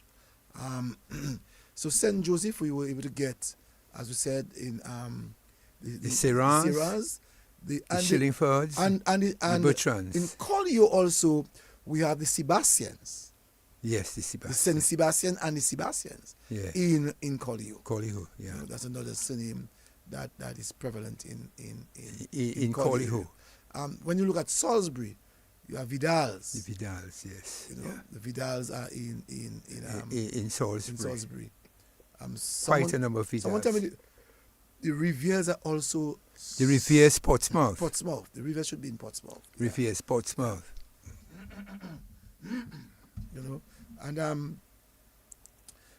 I said the deluge are from Collioure, Dublin area. And you also have some Riviers in the Collioure area. Not many. But you have some Riviers in the Collioure area as well. I'm also told that we can get the Edwards in Marigot. Yeah, that's right. The Edwards. Edwards, Marigot Wesley. Mhm. Marigot Wesley. So you know, the Ferraras, St. Joseph. How could we forget that? How we That's could a forget big that? surname. Yeah, man, Mr. was That's a big prolific, surname. man. That's a big surname. How could we forget Oh, we Ferrara? can forget Ferrara, man. Mr. is Yeah, prolific, Ferrara man. in St. Joseph. Yeah, man, Mr. Yeah. Prolific. All the children are prolific. Yeah, Prolific. We can't forget them. yeah, Ferraras. Ferraras, man. Yeah. Also to the Parallels are from Collioure. Collioure, the Parallels. The Yes. Parallels are also from Collioure, the Collioure. West Coast. Someone says that also the Riviers are in Marigot too. True, yeah. Yeah, you get Riviers in Marigot. Marigot. So you see that dissemination of Of information. information is of great importance, and how people themselves are helping us to fathom. to fathom our suffering of knowing. You know, the Jollies also are from St. Joseph. The Jollies. Jollies, yeah. Yeah, the Jollies. And they said that someone said that we can also get the Riviers in Lakou. Layu. Lakou. And also in Layu, you have the Pauls. The Pauls, yes, you have Pauls. Quite a number of- Also, too, you can get the mills in Portsmouth. The surname mills can be found in Portsmouth. Yeah, Portsmouth. Ammon Trading is in St. Joseph. Ammon Trading, but Ammon Trading, more or less, yeah. His surname is not very big. Popular. That very Yeah, big. Not popular. Not very big. Yeah, very popular. But in every But community, you could see, though, too, on the West Coast, the heavy influence of The British. The British. on that side of the The country. heavy influence of the British. Yes, yeah. Wow. So Dominica has found itself part French and state of the French on the northern and southern. A little part of the northeast, but a great part of the northeast, Marigot, Wesley, Woodford Hill, Those areas. Calibishi, very British. Very British, yeah. Very British. You go to the east, very British. What I would like to find out, though, is those in the southeast. I'm sure you'd get a greater influence of the French than that of the Yeah. British. Yeah. Because I don't see the British traversing these heavy mountains Yeah, and these yeah. heavy seas. Yeah, yeah. Like how because the French, and up to this present day, we can see that the French, Well, the the French reason- love the sea. Because they were more, they were closer to those islands in terms of their trade. Because as you can see, it is in the early days, it would be easier for a person to leave Vegas and go and shop in Marigalan or Guadeloupe. And not only that, Brain. If we look at the skill of the French, we Fête Maoué, the Maoué Fête. Mm-hmm. You find that the French are lovers of the sea. They love the sea, yeah. they are lovers of the sea. So they traverse from one part in the south, the tip of the south, and the tip of the north. So they would traverse and do what they necessarily have to do. They would leave children behind and move on. But what I find very interesting, if we take a trip to the Kalinago territory, that even if they are Kalinagos, I find that most of their names are either French Or British. Yes. Frederick. Valmont. I don't find their names Kalinago. they're Kalinago. Like you would go to certain areas of Belize, and you'd find that the surnames that you hear Pesh, Cecilio Pesh, that is Carib, Kalinago. But within the territory, I hardly find. I don't know whether someone would call us to tell us about a Kalinago surname. That is truly Kalinago. Yes. So as we said, we have Joseph, is British. We have Frederick, which is British. We have Baron. Baron, which is British, to a certain extent French. Yes, French. Valmont. Yeah. Valmont is French. Which other surnames that we have We're very prevalent there. Well, I know, for instance, our good friend, the teacher. Tyson is also British. British, yes. So I let's really think of it. The British French. in the massacre, the British found themselves sleeping with a lot of the ladies. Well, yes, because remember, it's not that most of the Kalinagos during that time were more accommodating to white people. So whether it was French, and in his book, a lot of priests slept with them too. Yeah, in the early days, although the church was supposed to be preaching the gospel, but I know, for instance, historically, Père Labad had many Carib women. Historically, in the historical data, when you study it. So you find that the Kalinagos in the early days, they're more accommodating to the Europeans, whether it was French, but more French. Not British, more French. We can go back a little bit to St. Joseph. St. Joseph has the surname Scotland. That would be, again, is it because of the English? English. What about Saint-Hilaire? Saint-Hilaire would more or less be. Most of the Saint-Hilaire I knew were from the La Plaine area. Mr. Renel Saint-Hilaire, I know he originated from the La Plaine area. Sorrento from the Délice area. Délice area. Délice area, Sorrento. So is Sorrento French or English? French. French. McIntyre. What is McIntyre? McIntyre would be French. And where would they have settled? Well, I don't really know where they settled, but the McIntyres. I know there's some McIntyres in La Plaine, and I know there was some in the Trafalgar Roseau Valley area. But as to where the influence of the McIntyres, I really do not. I don't know. That we'll have to find. The Filberts are from La Plaine. Filberts are from La Plaine. No, the Filberts are from La Plaine. The Morillon is French in Pennville for sure. Originated from Pennville, Morillon. That I know. John Baptiste. Where do we get Jean-Baptiste. Massac, Maho. But it's French, eh? It's French, Jean-Baptiste. Jean-Baptiste. Jean-Baptiste. Jean-Baptiste. You have a few of them in the Maho area. I know you have a few of them in the La Plaine area. Those are what I know. Vigilant, I think with the Vigilant are in the Salisbury area. Salisbury, Coolibishri area, the Vigilant. That's correct. Yeah, that's where I think they are from. No, No, but I would like. Yeah, go ahead. go ahead. I would like to find out because when I was looking at the surnames of Dominica, I found that the Josephs were almost everywhere. When I look at the documents that we had in terms of the surnames, that the Josephs were found almost everywhere. Not almost. The Joseph surname is found everywhere in Dominica. For instance, my original Joseph, as my father told me, his mother and his father came from the Lally in St. Joseph, in Granby. So my father, mother, and father, my grandparents, my father then, they actually originated from Granby in the Lally. Okay. That's information that my father told me before he passed on. But- and my father brother is still alive, who himself has endorsed that statement.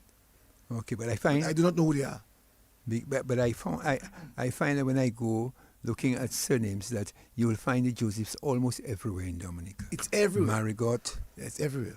La Plaine, Vickers, Doudan. Doudan. I find that. But you have a lot of Joseph in Vickers and even in Capuchin.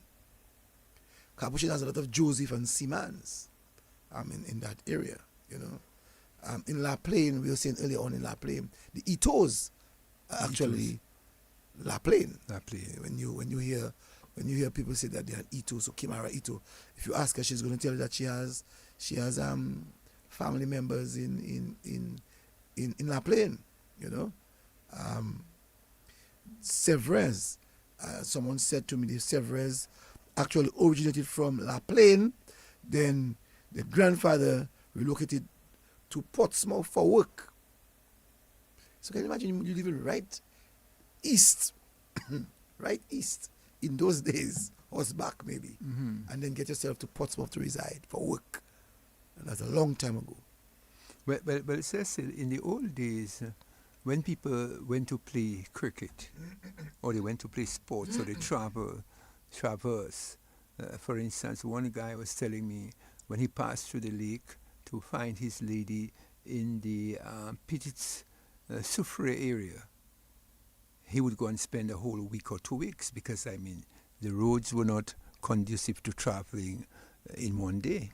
So when you went there, you'd sleep there for a whole week. Yeah, what someone said. I suspect when mourners did not have a child father, they would just give them Joseph. Boy, that's an interesting statement. I like that. That's not the first time I heard that. I heard that this week, you know. Someone told me that this week, you know. And I'm seeing that comment for the second time this week. Yes, I do have my bloodline from father from the Granby area, according to the person that's asking. Person said Cognet from where and is what native? Well, Cognet is Penville, as I said earlier on. Penville. But they originated from Guadeloupe. Guadeloupe. My grandfather or my mother's father came from Guadeloupe. Guadeloupe, yeah. And my grandfather would have been, out of the five, one of the first to be a Cognet in Dominica. So the Cognet actually originated from Guadeloupe, but we can say from France. So Right, it's a from French Europe, surname. yeah, French. I believe that originated from France. The They Cognet came migrated to down. Dominica and had a child with my grandfather's mother and had him. All right. So yes, we touch. What about Massac? Massac Maho. We said Campbell is Esprit. Maho would be what?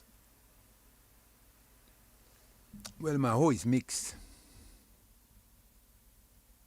Maho, I find that in Maho you have the Josephs. I know in Maho you have the Esprits. I find in Maho you have the Henrys. Dublin. I find in Maho you have the Dublins. You have the James in Maho. You have the Etiennes in Maho as well. Etiennes are in Maho as well. Yes. Yeah. As we're talking about the Several, let's just say that quickly. The person said that yes, he went to Portsmouth to open pharmacy at the Portsmouth Hospital. he was very young. Bob Savre, the pharmacy. Yeah. Mm-hmm. The pharmacist. Mm-hmm. Yes, that's what the person said. So in Maho, The Dangabens. The Dangabens are also found in the Kalinago territory. yeah. And I think they're also found in the south of Dominica. The Dangabens, I think you can get them. You can get them in Fort Seja, that area there. Bacatel, I think you can get them. The Chokad is from St. Joseph. Chukads. Chokad are from St. Joseph. Blackmore is from Penville. The Blackmores? Yeah, the Blackmores are from Penville. The surname Blackmore. For the Blackmores from Maho, man. No, they're now in Maho. But I think the surname actually was transported to Maho from Penville. Okay. I was not John aware. Baptist, someone said it's from Maho. Maho. Yes, John Baptist is from Maho. Mm-hmm. I said earlier on that the packets are from Granby. Granby, yeah. Yes, so we can almost, if we have to divide or share the country in portions, we can say certain parts of the country, you know. Well, we can share it now. So Roseau is the melting pot. We can share the surnames now. Mm-hmm. We can share in terms of the predominant surnames I'm hearing. First of all, we can actually begin quite a number of Shillingfords, Yes. right? On the West Quite a Coast. number of Esprits. And we can say these Shillingfords originally they all began on the West Coast. On the West Coast. Right. And we can talk the West Coast saying from someone said no, the Blackmore is from Maho. Someone has to correct me with that one. Someone has to correct me with that one. They say that the surname is there, but that doesn't mean that it was not transported to Maho. Maho. You know what I'm saying? I want Raymond to tell me that. All right. So if the Blackmore is from Maho, it means that Blackmore mother came from Penville. All right. So I want Blackmore to help me to bring that balance out. that. Okay. Whether his mom came from Penville, and his father or would his, have and his father from Maho, or vice versa. Vice versa. You know. Right. So yes.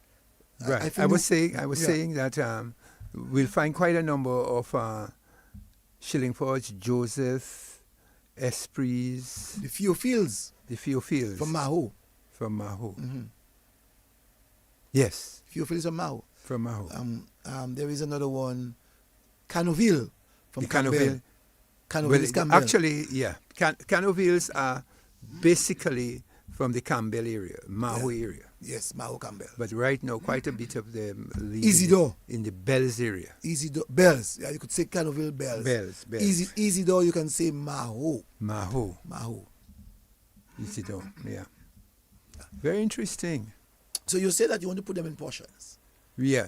Well, in terms of in terms of the dominance. Oh, someone corrected me and the person said that the Blackmores, their mom came from Penville. So the father is from Maho. Maho. Right. Okay. So Thank you very much. Thank you. So you can find that I find there are quite a number of Jameses as well. Mm-hmm. Jameses did a lot of movements between communities within Dominica. Because you have quite a number of them in the Roseau area as well. Right? Well, my family, I mean, I can talk for the Adams. Most of the Adams you'll get come from the Bioche, not many. You have from St. Joseph, not many. You have from Goodwill, not many. So you find the Adams themselves are not actually a predominant surname. Someone asked me where the tongue came from. Antigua. The tongue's Antigua. Tongue came from Antigua. Tongue from Antigua. And someone also asked me the Peter. I know the Peter from both La Plaine and Portsmouth. Portsmouth, yeah. I know Peter is from both La Plaine and And Portsmouth. Portsmouth, you're right. Yeah. All right. Ostry from Cassie Bruce. Ostries from Cassie Bruce. Ostry from Cassie Bruce. Cassie Yeah, Bruce. the Ostries are Most predominantly from the Cassie Bruce area. Yeah. I know Bennett Ostry himself. Right. Ostries from Bennett Ostry from Cassie Bruce area. Yeah. So we have that. and Austria would be British. Right. So we're still seeing the influence of the British. Where would I would ask the question? See, we know the Lintons are from the Leeward Islands, mainly from the Antigua area. Am I correct? Yes. Right. Where would the Skerrits be from? I think I know these characters are from Trinidad, but it's a Scottish surname. The Skerrit is a Scottish last name, but you have a large population of Skerrits in Trinidad. So I'm not so sure if our Prime Minister Skerrit originated from Trinidad. But Skerrit would be more or less British. British, yes. Yes, I said Scottish. Scottish, Yes. and you're correct. Yeah, Scottish. Also to the Durans. You find the Durans. The Durans. In Petit Soufrière. Petit Soufrière, Petit Good Soufrière, Hope. Good Hope. That's where you find the Durans. The Laurents, where would you find them? The Laurents, where did you get the Laurents? In the east of Dominica? In the east of Dominica, you find the Laurents basically from the Petit Soufrière area. Petit Soufrière. You find a number of Laurent, French. Drago. Is Drago French? Drago, yes. Drago French. French. So how did Drago get itself into the British territory? I don't know, but the Dragos. That must have been a cheeky guy, man. I know the Dragos. Very interesting that you mentioned that. Mm-mm. The Esprits themselves are more French, from plantation owner who settled in the Campbell area. They had some big estates up there. Someone just said to me that Cecil the Blackmore Mothers was from Penville. Her surname was Laville. I didn't know that. Their father from Maho. Some of them went to school in Vickers, like Earl, Rayburn. The PS then they moved to Maho. I didn't know that Rayburn went to school in Vickers. Well, let me give you a story as well. I didn't know and that. You'll tell me where he come. The Austries from where? Austries from Cassibrus. Cassibrus area. Mm-hmm. But he also has brothers in the Campbell area. Mm-hmm. Mm-hmm. Father was a teacher. The father was a principal. Right. Now, you also had the Hyacinth, who also, not Mr. Is Mr. Hyacinth? No, Mr. Centilier, who also moved and had a child in the Campbell area. So you have the Centilier in the Campbell area as well. Who came from La Plaine? From La Plaine. Because so basically, you find that when policemen moved in different communities, they left children there. And also when principals and teachers moved, they left children there. Where the Alexanders are from? I think some of the Alexanders would be very interesting, like Tilly Alexander's Yeah, I was about to think of where Tilly was from. Yeah. It would be very interesting, I think, from the Granby area. You think the Alexanders from the Granby area? Mm-hmm. Mm. Someone can correct me, but I believe they're from Granby, the Granby area. The Alexander, because you had Tyrell Alexander, because most of they have their home. I knew he was a dispenser, and he had his house up there in the Goodwill area there. And you have in the Jodel area, you have Jodels. Yeah, the Jodels. You have bells. You have the bells. Yeah. You know, you have the bells. You have the Jodels. You have the Jodels. Nicholas. I said the Taverners are from Soufrière. Scott said, yeah. The Taverners, yeah. So in Jodel, you have the bells. Bells, quite a prevalent. You also have Jodels in Jodel. Oh, yeah. Because remember, Jodel, they had estates, eh? Yes. Up in the Jodel area. Yeah. I think the you also have some bells in the Jodel area, you know. Okay. Yes, as I said, bells in the Jodel area. Mm. You had bells and Jodel. Yes. I'm trying to remember the other surnames that are very popular in the Jodel area. But I know for sure Jodel and Bell. But you have, what about that guy? Timothy, I think, is another one in Jodel. Either Jodel or Eggleston. I'm trying to remember. He has that security firm. His name is not coming to mind. He has that security firm. Faswa? Faswa. He's You from, have he's from the Faswa. east. You have Faswa from the east, but you have also a Faswa in the Girodale area. Okay. What about that priest? Lafleur. Not that priest in Goodwill. What's his name again? His name is not coming to mind, but I know he's from that area as well. Lita. The Litas. Lita. Yeah, you have Litas in Jodel. Then you had the lady who always have the floor show. Alfred. The The Alfreds. Alfreds. Yeah, the Alfreds Jodel. You can Girodale. get that surname in Jodel also. Girodale, you get that in- Alfreds. The Yeah. Alfreds.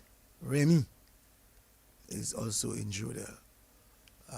Guy is also in Jodel. The guys.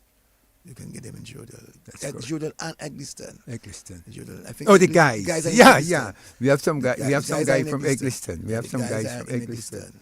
We have some And I think guy. the Remy is also from Eggleston. Eggleston, yes. Yeah, these people you get the bow. You have bowers in Eggleston too.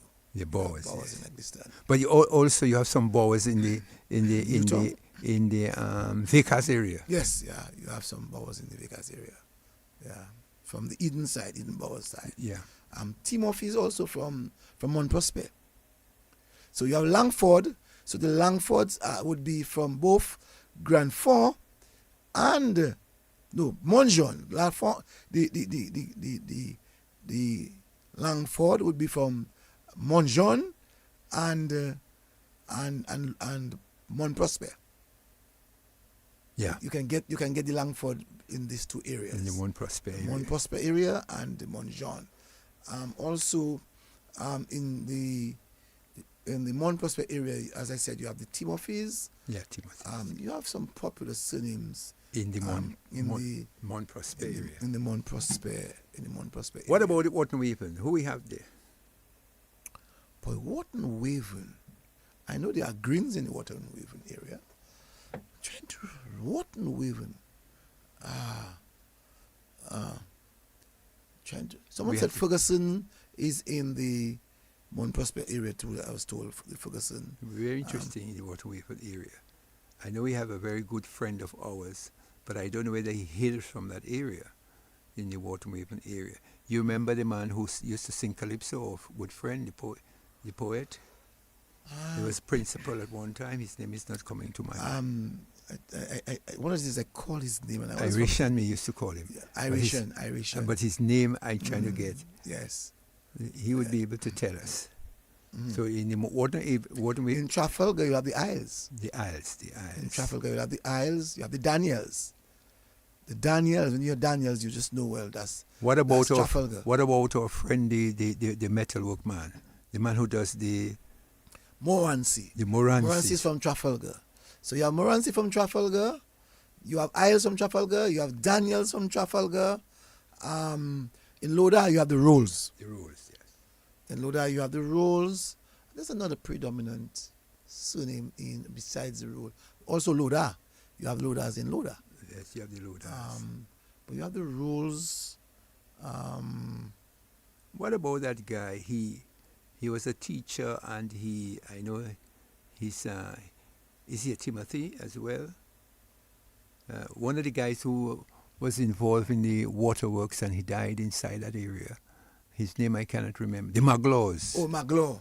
Remember Maglaws, I said, originated from the Bourne area. From the Bourne area. But you have quite a few of them. Yeah. You have a few of them in the Loda area. Again, the movement of people. But they actually originated from the Bourne area. Let's someone want to speak to us on the telephone. Let's see who's that person. Good evening to you, caller. Good evening, Cecil and Brain. Good evening. Cecil. Yes. Yeah, good evening, Brain and Cecil. Cecil, I would like to know where my name come out, St. Rose. St. Rose? Because they call him in Guadeloupe St. Rose. Right, that's a Matnick surname. That's a Matnick surname, St. Rose. St. Rose. St. Rose. Oh, well, that is true because my grandfather come out from Matnick. I know him when I was a young child going to school, yes. So where you from? Yeah, Newton. Newton, yeah. St. St. Was- Was, St. Yes, was I was man. my son when he was together today. okay. St. Was, St. Was, Martinique, St. Was man. is from is Martinique. Martinique. Yes, they call me Set was in Guadeloupe. Yes, Set and was. it doesn't spell the same way. They spell it SAINT. But Okay. in Dominica it's ST. Yes. So I have a problem with them. Okay. St. Was, St. Was. St. Was is from Martinique. Martinique. Yes. And From the let me Montpellier. tell you, and the Blaze, when they come out, the Blaze. Boy, where did the Blaze come from?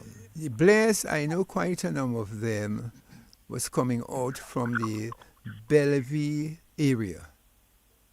The Bellevue area, Bellevue Pichle area. The Blaze. Bernard, that's your voice. Hey, what's going on? Because we have the Chief Education Officer, Mr. Blaze. I know he's from the Bellevue Shop area. Go ahead, my boy. That's your partner. I get my brother. All right. Yeah. No, we listen. Okay, no You. problem. All right, yeah. So we were talking about Mont Prosper.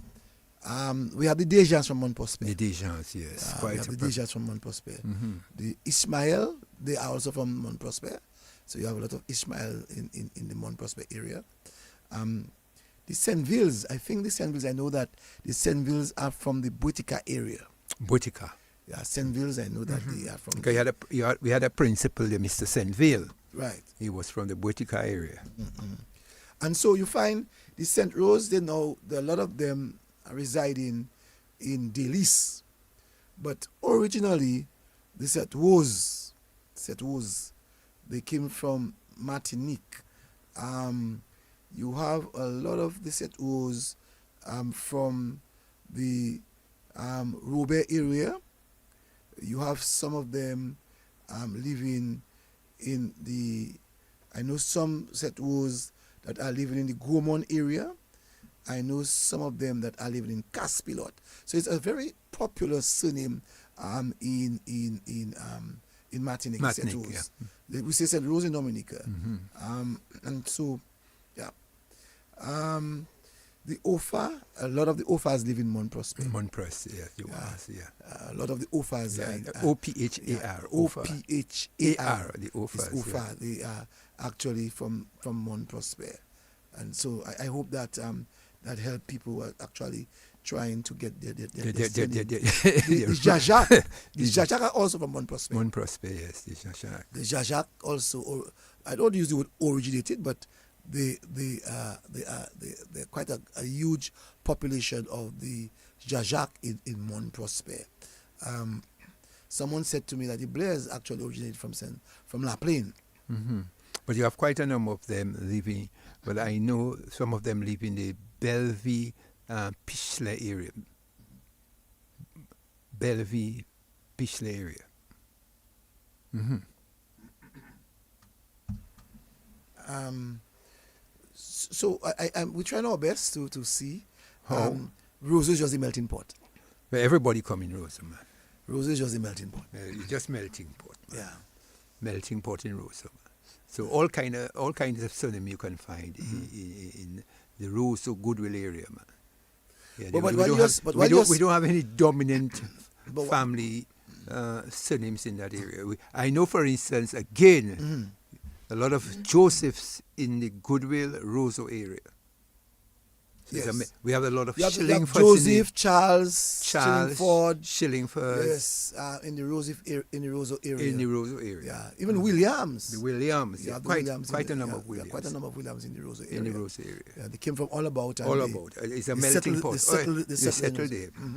Right. I wonder where the Pipers are from. The Pipers. Well, the Pipers would be more or less from the outside of Dominica. Outside of Dominica. Right? Someone says that the Fevriers, they came from Martinique. They were two brothers who stayed, two brothers, one stayed in Grand Bay and the other crossed wherever and settled in Delis. Pedita. They crossed the Pedita and they settled Of in the Dalis. Févriers. The both Févriers. Févriers, right. One right. still in Grand Bay. Yeah. And right, so because Willie Février father maybe they were the Févriers because and Dr. Février grandfather maybe went to Dalis. Dalis, the Févriers, right? Yes. Because the doctor's mother is actually from that side. From Dalis. And you also had the Willie Etiennes Février. and the Févriers very close. Right. Because Ozan Etienne was very close. Ozan Etienne is from Dalis. Dalis, Right. that side. Yeah, he's from- and he's the from doctor's mother, He's I from know, also Dalis. is from Dalis, who's Yes. since passed. Yes. You know, And so Willie Février is in Grand Bay. in Grand Bay. Yeah, so so- you have you have some of them in the Grand Bay area, and some of them in the Dalis area. But the most prominent is in the Dalis area. Right. So when we talk about Roseau, we are talking about Fonkole, Newton, Goodwill, Bath Estate. Bath Estate. You know, all this is All that. All that has had people from all about. All And that I is know Roseau. you're talking about even in the area of Mont Daniel, you have a melting pot there. Someone wants to know where Lugi came from. That's interesting, Lugi. I know it's concentrated in the Goodwill area, but as to where it originated from. Well, the Lugues, Antigua. The Lugues are from Antigua. Okay. Antigua area. Okay. Someone Leeward also said that the Islands. Blaise is Granby. The Blaise. The Lugues, I know for instance, Leeward Islands. The MAWN man, the man from Cochrane. Yeah, the man's MAWN. My mother's husband, family actually all came from Cochrane. the Cochrane area. So you find in Cochrane heavily the man. The in man Cochrane family is in area. Cochrane. Yeah, the Cochrane is in. Yeah. So just wanted to give that person that information. But we know that a very popular guy who I know originated is Bishop Bill Daniels. He's from Dalis. So he came from Dalis Right. and they lived in Goodwill. and one time he was pastoring in Cochrane. Pentecostal and pastored in the Cochrane area. But who would be dominant family out there in the Cochrane area? Who would be in Cochrane? Well, I wonder now who is. In the Cochrane Is it the area? Richards? It could be quite a number of Richards in the Cochrane area. Yeah. I wonder. Someone can help us. Richards. You know? Also, we had the Brunies. The Brunies are We have from some the Brunies north. from La Plaine. La Plaine. There's some from La Plaine. And there is also some I know that was from the Dodan Pebush area. And there's some living in the Cochrane area. Quite a number of them lived in Cochrane. Someone said Sayers' surname originated from Grenada and St. Vincent. You know? So we have we have some surnames when you hear some of the names that they would be from St. Lucia, they would be from, Right. you know. And In the next few years, after Hurricane Maria stormed Dominica, we had people from Jamaica, we had people from Barbados, we had people from Guyana, we had people from St. Lucia, all kinds. But a new thing coming. Soon. Soon. The next soon. generation to come will be talking about. We'll talk about we'll be talking about Jean-Claude, maybe. Yes. We'll be talking about some Haitians names. We'll be having some Haitian names. We'll be having some Haitian names. We'll be having some Venezuelan names. Yes, for sure. Cuban names. We'll be having some Cuban names. Yes. We'll be having have some Chinese names. We'll have some Chinese names. Yes. Sooner or later, we'll have. That's the next generation. Yeah, next Remember, generation is 20 years, right? 20 years. So Right. you expect So to hear let us Mr. look. Ling, Let us look Ching at. Ling, maybe Let us look at the. I think what I'm going to do. The What we boarding should try to names that do. will come in. What we're going to try to do is to look at the 6th grade assessment results. Yes, And we're going to try to look for names. Which would be in the next 10, 20 years. I suspect we'll have some Chinese names. Yes. No doubt in my mind. Someone was saying, what did he say that Bill Daniel was from? Well, I said Daniel. Well, I said we operated in the Cochrane area. Yeah, but he is actually from Boudica. The Daniels, Bill Daniel, all the pastors of these guys are from Whitaker. Whitaker. Yes. Okay, very interesting. Whitaker. Shaw. Where is Shaw? Where Shaw came from? Wesley? Marigot? Shaw is Marigot? Shaw, Wesley, Marigot, Woodford area. Somewhere around there. Caesar? Caesar is where? They said him Caesar. Caesar. And I never really traced that. The Caesar, no, that name is not very popular, but we have a few Caesars here. Yes. We have a few. Yeah, we have a few Caesars. We have a few. We have a few, but the Caesars, more or less, I found one or two of them in the Goodwill area. Bramble. I know we had Brambles, man. Bramble, man. Come on. We had Brambles in Bramble, St. Vincent, Grenada. Okay. But where would you find them in Dominica? I know that we had some in Pottersville. Pottersville, Brambles. Yeah. But this would be from St. Vincent. St. Vincent area. They have quite a number of Brambles from And there's some in Portsmouth too, eh? There are some Brambles in Portsmouth. Okay. I remember some time ago we had a program and someone was making mention of the Brambles in Portsmouth. So we do have some Brambles in Portsmouth. So you're making a very good point, Brain. Soon from now we'll be having Haitian surnames. Yes, we already have. We will be having. We have Dominicans already. Surnames. We have Dominicans who are married to Haitians. Mm-hmm. And we have Dominicans who have already made children with Spanish, people from Santo Domingo. Yes. And very soon. And you know these people, they tend to give their children two surnames. What are you saying? We know that the tradition of these countries, my name is Joseph, and the mother name is Ling, so my child name is John, so it's John Joseph Ling or John Ling Joseph. How it will be? That's how the tradition. The tradition would be. They would put the mother and the father's surname. So you have the mother and the father's surname going with the child. Yes. Yeah. Okay. Yeah. So we have to get used. You have to get used to that. Because very soon, in the next 20 years. As a matter of fact, in the French, I know they do that in Martinique. I know they do that too in Martinique. What do they do?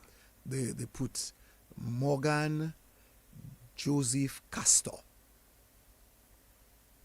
Especially if you're not married, sometimes they put the child's name, father and mother's surname.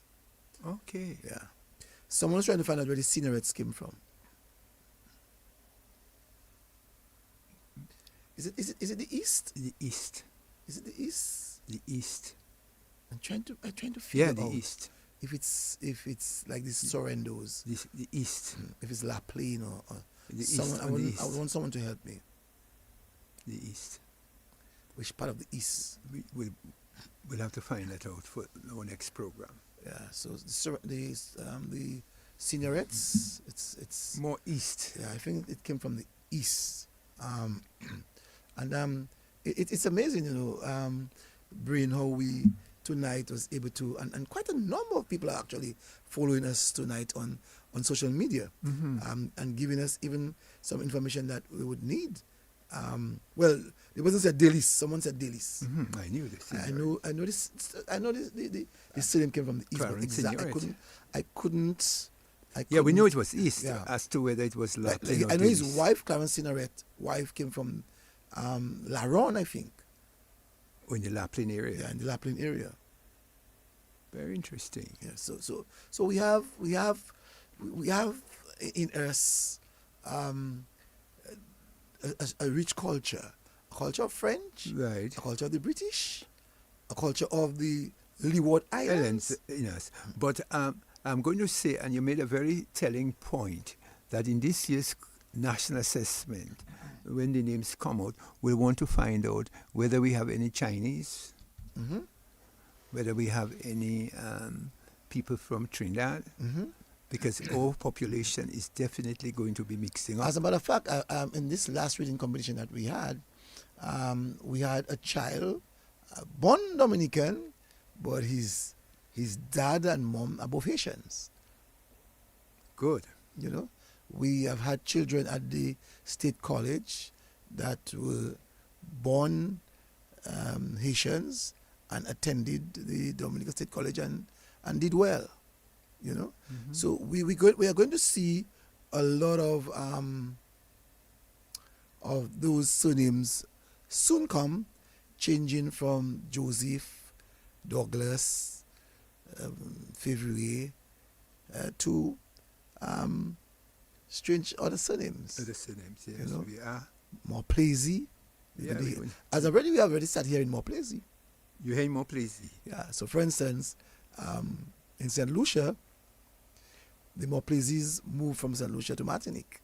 So you have a lot of Morplaises now in Martinique. So in Dominica, we got quite a lot of our French surnames. Right. And soon from now, we will not be talking maybe in 2 generations from now. Well, let me give you another surname which I know came from, not from Dominica, but from St. Lucia. The Delonys. Delony, yes, you're right. The Delonys are from St. Lucia. Right. Now we have also, as an opportunity that we can grab to identify ourselves with Africa. We now have a number of students who are actually at our university, medical university, and there are a number of students, female, who are Africans, who are nurses at the Dominica China Hospital. Who knows? Who knows? We may have some. Do we have any Africans who are studying at this All Saints University who are males?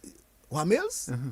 Yes, Well, quite a lot. So we may sooner or later have some Africans too.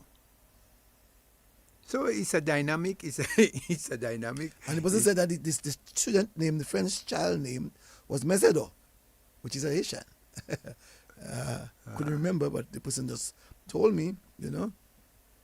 So when you look at ethnicity and the names changing over a period of time, it would be very interesting to note, would it be at some point in time, even in the Kalinago territory, or maybe even here, because we know that, for instance, some fellas call themselves by African names now, they change their names, Yes. Mm-hmm. So you'll find that maybe a fella might say, instead of Ras Aimani. Yes, Ras Aimani. Well, maybe his son will be maybe John Aimani. We don't know. We don't know. Some fellow might decide he want to christen his child with an African surname. Mm-hmm. Mm-hmm. So all that, the dynamics may change over a period of time. Because we have seen, for instance, the surname Josephs has changed from, Joseph has changed to Josephs, because 2 Joseph met together and they put an S. So all their children had the S. So they added an S. They added an S to Joseph. Okay. And that's how it was called Jesse Josephs. Judith Josephs. So they added S to the name because 2 Joseph came together. And they made a child, and they add an S. All of the children now are S. Josephs. Yeah, 2 Josephs came together. Wow. You have the Landers. The Landers, I think, originated from La Plaine. Okay. Subject to correction, but I think they originated from La Plaine. La Plaine. So we have, quite a lot to think of. Right. In terms of the generation that is coming up. Right. Surnames. But very interesting. So let's say, for instance, when you have a child, right? Sam Adams, and have a daughter, and her name is Adams, and she marry a Josephs, she takes on the name of her husband. Yes. You find that. Then somebody else make a child, they join together. Then you find that Josephs married somebody else, and they become a Paul. I'm just looking at the dynamics of that. Then along the generation, they married again, and they become a Shillingford. So within one generation. But not only that, they can decide to change their name totally. Totally. Like Behanzin.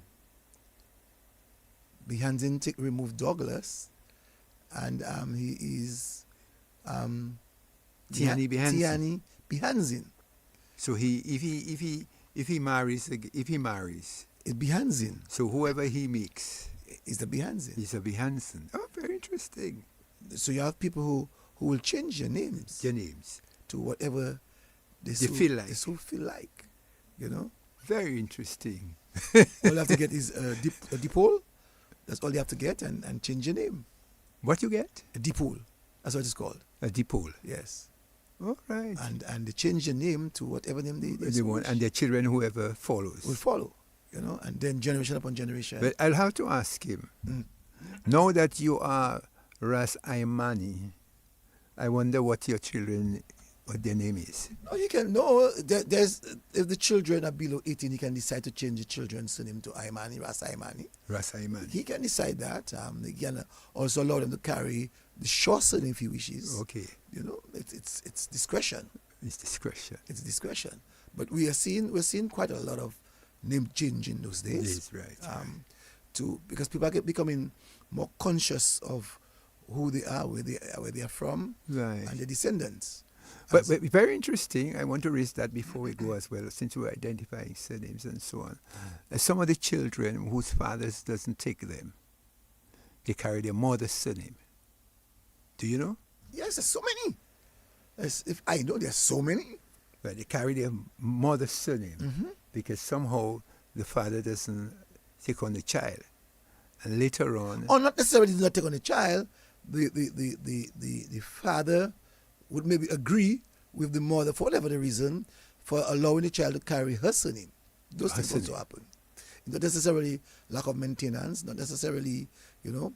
There are people, if you're not married, they decided that they will let their child carry their last name. Yeah, okay. Several reasons, you know. There are several reasons for that. You know? Very interesting. Yeah, there's several reasons for that. Someone's asking me, what about the Braffrits? The Braffrits are from Barbados. Barbados. Yes. Also, too, they're asking me about the Leslie. I know that we have Leslies from the northeast. I think Marigot area. Leslie. Yes, also the Deloney. We spoke about the Deloney. Deloney's I know from St. Lucia. From St. Lucia, you know. We have the Tong, as we said, from Antigua. From Antigua. Braffrit, you said, is from Barbados. Barbados, yes. We have some Lavilles from Barbados. Yes. Because remember, Lavilles came to Dominica. Basically, some of them came to assist in building the Princess Margaret Hospital. And they left children. Yeah, because my children's father is from Barbados. And my father's father is from Barbados. The Adams came from Barbados from my side.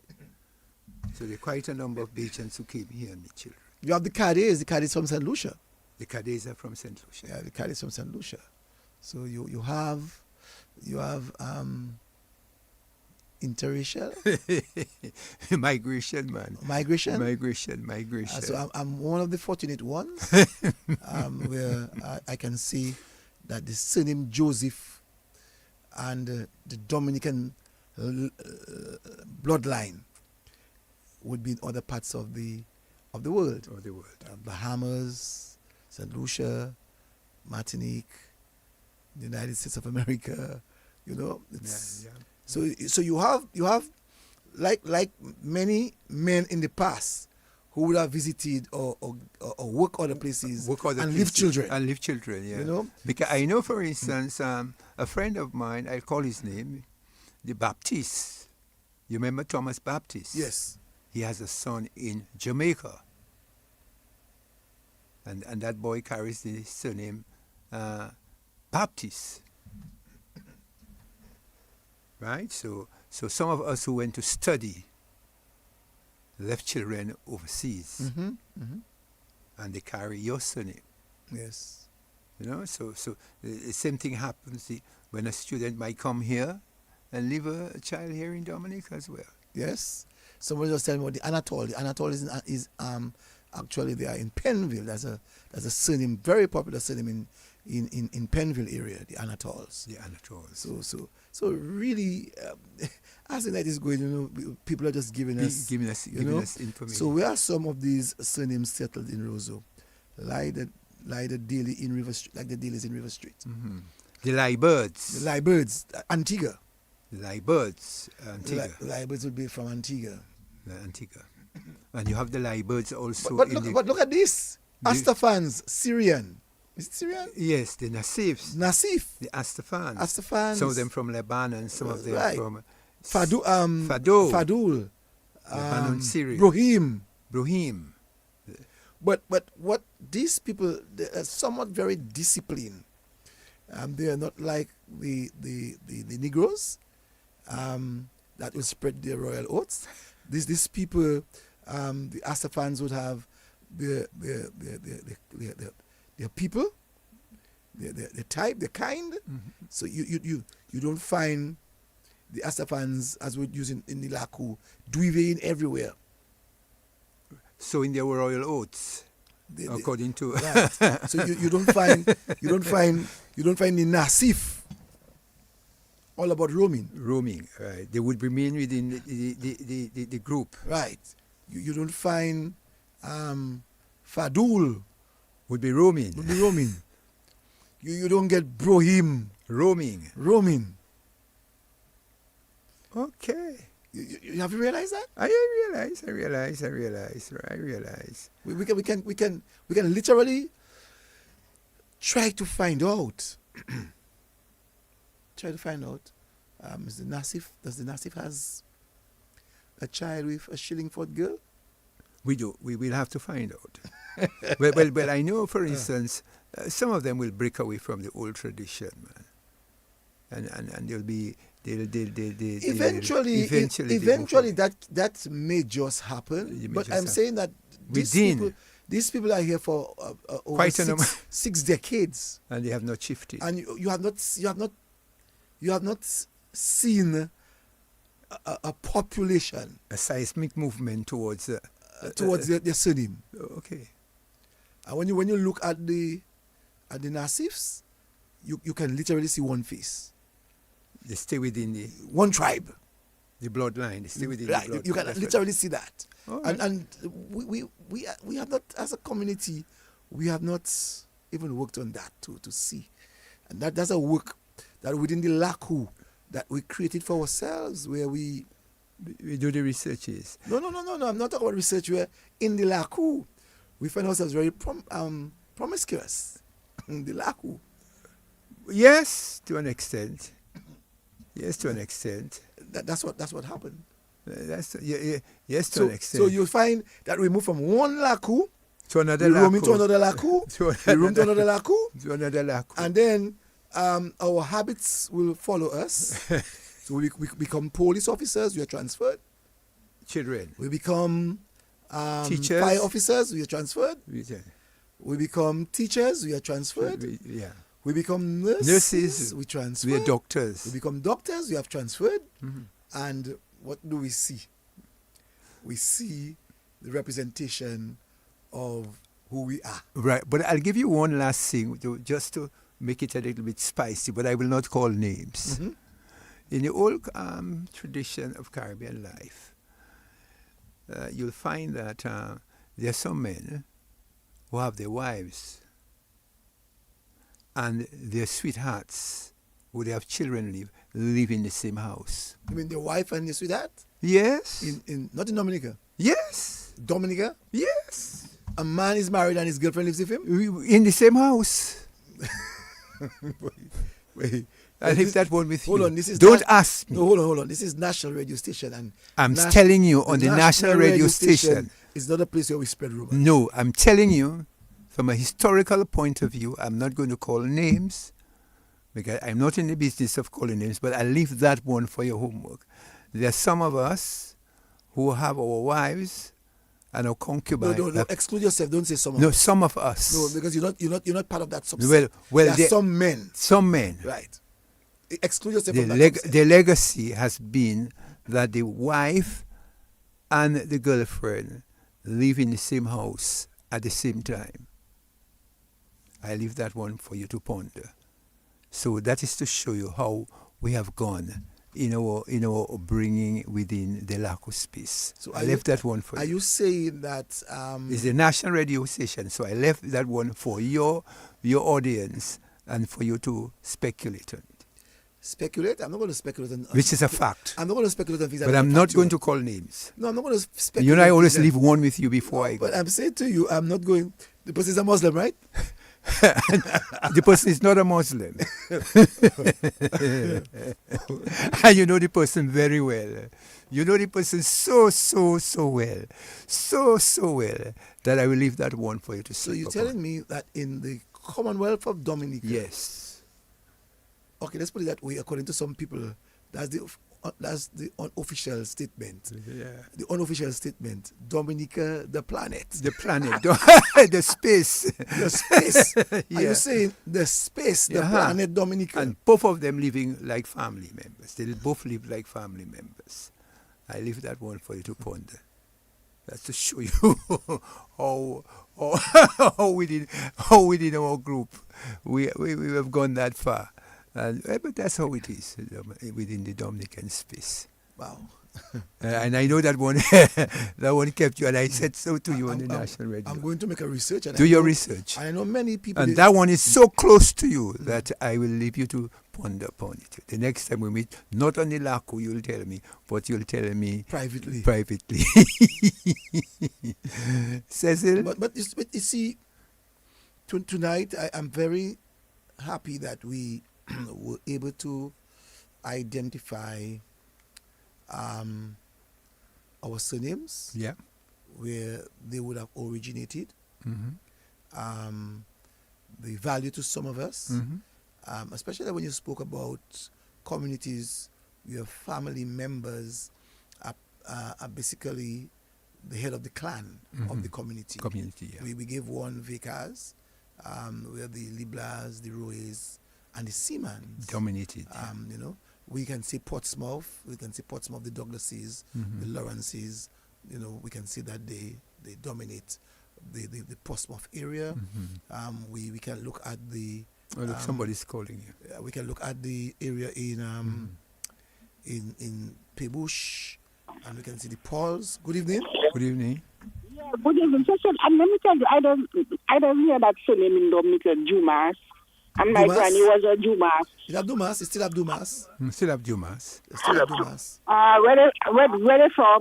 That's people from Dubla, Collio, that area. Collio area. Collio. Yeah, Dumas. Okay. Hold on a while. The thing going to tell you there, I don't know how that happened if they kind of church. The people that wear different on their head. They're Muslim.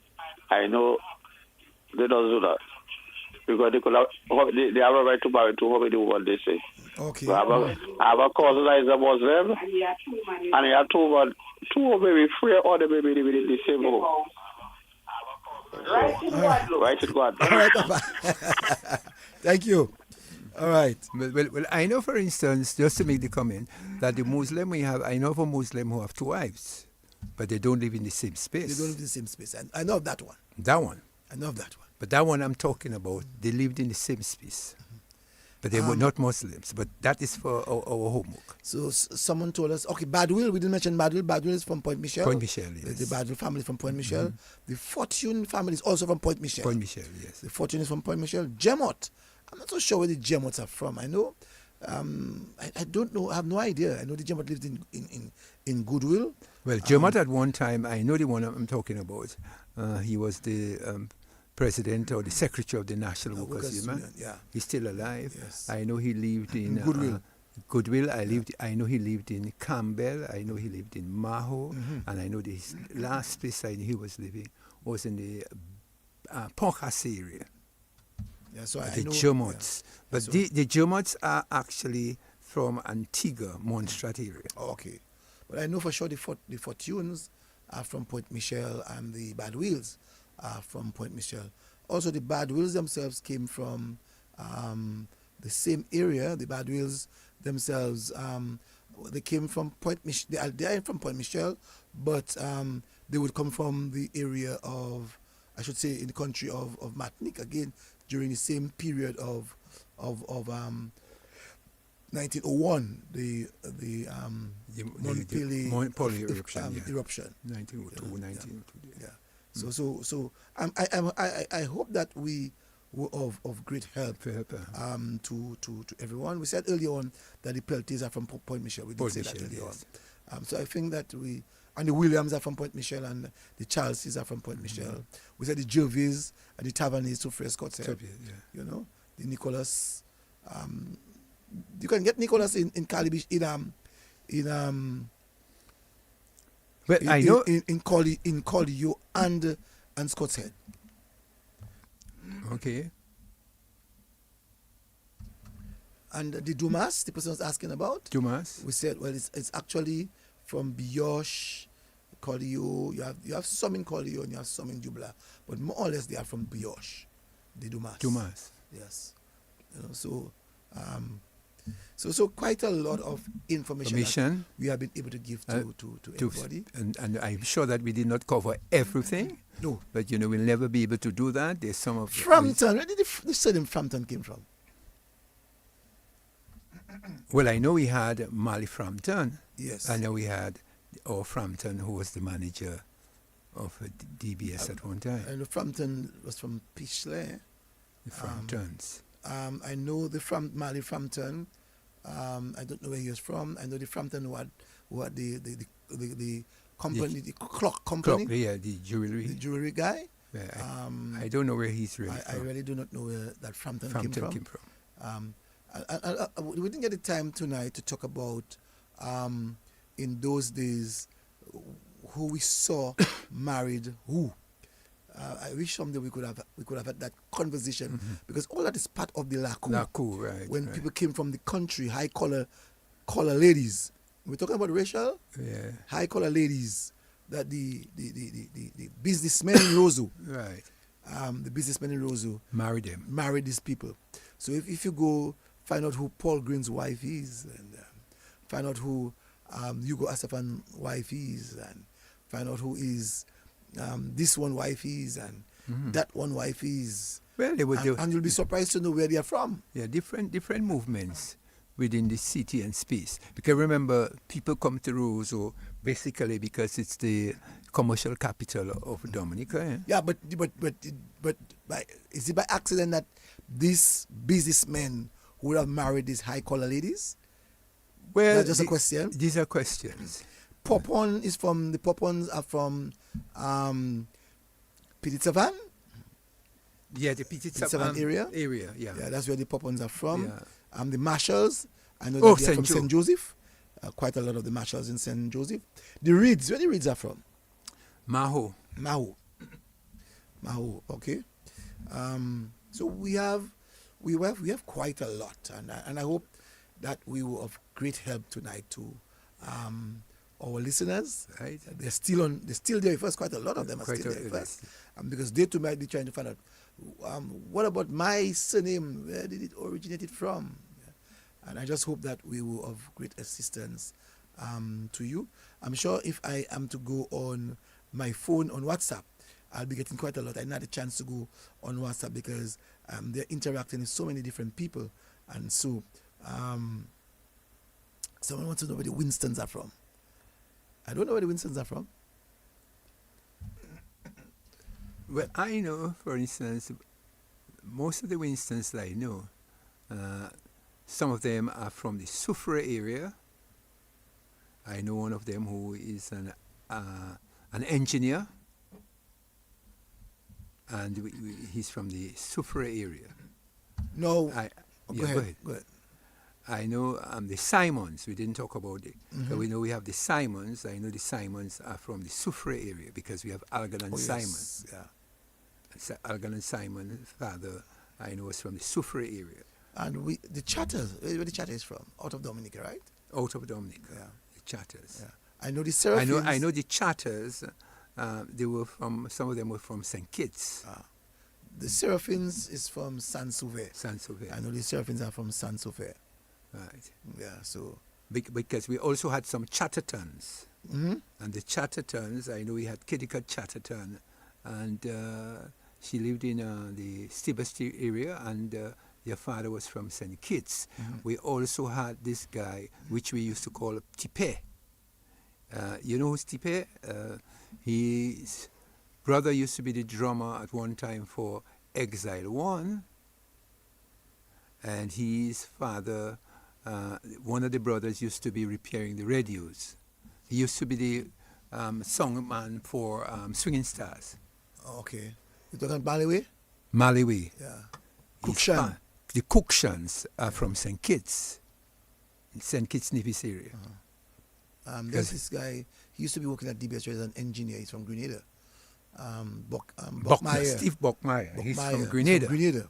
And they have children He has there. children in Dominica. He has children here. Buckmeyer, and that's In fact, some of the children live in the Church Lane area. yes, that's correct. It's Buckmeyer. So you have that surname from Grenada, Grenada. in Dominica. Right. And you have a lot of cricketers in those days coming to Dominica Right. that would have settled, well, not settled, but having children in Dominica. Right. You know, you have quite a lot of Right. and you have cricketers in Dominica themselves. Who would have left children. There's a guy I wonder if he's still alive. Then we had Hold on. I don't know if you remember that. There was this guy, Powell, who looked so much like Irving Shillingford. Well, I don't know. There's this guy. Yeah, he looks, so much like Irving Shillingford. Tacty face, the Okay. same. Right. I'm just saying that. Right. I'm not saying that's a fact. I'm Oh, just yeah, saying but that some you have of- cricketers or Right. sportsmen or entertainers Right. who would leave one shore and go to the other. Because we had another guy, Ronald Osborne. Ronald Osborne, I know he's dead now. His father was from Barbados. Okay. So the Osbornes, I know, came from Barbados. Because he used to be coming to Dominica and meet children with a lady in the Steve Estate area. Like Joan Pendergrass. Joan Pendergrass is from Portsmouth, but I'm not so sure if she had children with Pendergrass, the singer, the entertainer. So that speaks volume. So Sandiford, I know, is from the Good Hope, San Sauvé, Cassibus area. Burke, I'm not so sure where the Burke came from. Sanford. What about the Sanford? Sanford come from the Kalinago. Kalinago. Sanford come from the Kalinago. Africa came from Woodford Hill. I know Africa. Africa, quite a Woodford lot Hill. of Africans in Woodford Woodford Hill. Matthew, as I said, was from the Monjon area. Martin. I'm trying to figure out where the Martin. The Martin. You have the Martins. They are spelled the same way. Martin. Right, we have well, I don't know where he's from actually, but he's from somewhere on the west coast, Martin, who used to be an engineer, and his son was a policeman, Okay. Mr. Martin, The Inspector book, Martin. you're not so sure where the books are from? No, I don't know where the books are from. I'm not so sure where the books are from. But that is for another program. Yeah, We'll that's do another some more program. research. But we did some good work, and I'm happy that we were able to do that, and I'm sure that many people out there are happy that we were able to give them an understanding of their surname, where it came from, and you're going to have some arguments tomorrow. You're going to have some discussion tomorrow of the originality of people's surname. And let me just, before we close, remember, we ourselves have had our women moving on to Antigua. We've had them moving to Anguilla. We've had them moving to St. Martin. We've had them moving to Guadeloupe. We've had them moving to Anguilla, some of the Virgin Islands. And there has been migration also of many of our females into those areas, and our males who would have probably been interacting now with other persons outside of Dominica. So you can see it's a whole Caribbean mixture. Someone wants to know about the Juhas, the Solomons, and the Garraways. Well, I know the Garraways in Portsmouth, right? The Garraways from Portsmouth. Yeah. Well, I know the Solomons. We had the Solomons, who was one of the goalkeepers we had. You remember Solomon? Alfred Solomon. I know his father was from the Middle East, somewhere in Lebanon or Syria. Because that's the reason for the high collar and coolie hair. You had Jojo Solomon. Yes, the high collar and the coolie hair. Yeah, so I know that man. He was a highly collared man. So I know he was from somewhere down there in the Middle East. And they lived at one time in the Greenslin area, his father. So I know that the Garraways, they're from Portsmouth. Portsmouth, yeah. Someone said that the Gordons from Benz. From Benz. And I know there's some Benz, You have Gordon. Gordon Henderson is from where? Gordon Henderson is from Portsmouth. Portsmouth, yeah. You have the Gordons from Benz. You also have them from the Concord area. Yes. You have some from the Concord area. You know, someone wants to know where Patrick is from. They want to end tonight. They want to end tonight? I'm ready to go. Patrick, I can't tell where the Patricks are from. Right. So that's it for part 2. That's part 2. So we have to keep at part 2. Yes. We'll do our research and we'll come back Yes, again. we're coming for part 2. And that's the importance of the Lakou. We are graduating the Lakou, not only just about the yard, but the things that happen in the yard, the people who actually entered into the yard, the surnames that were prominent in the yard, the things that the surnames did in the yard. Mm-hmm.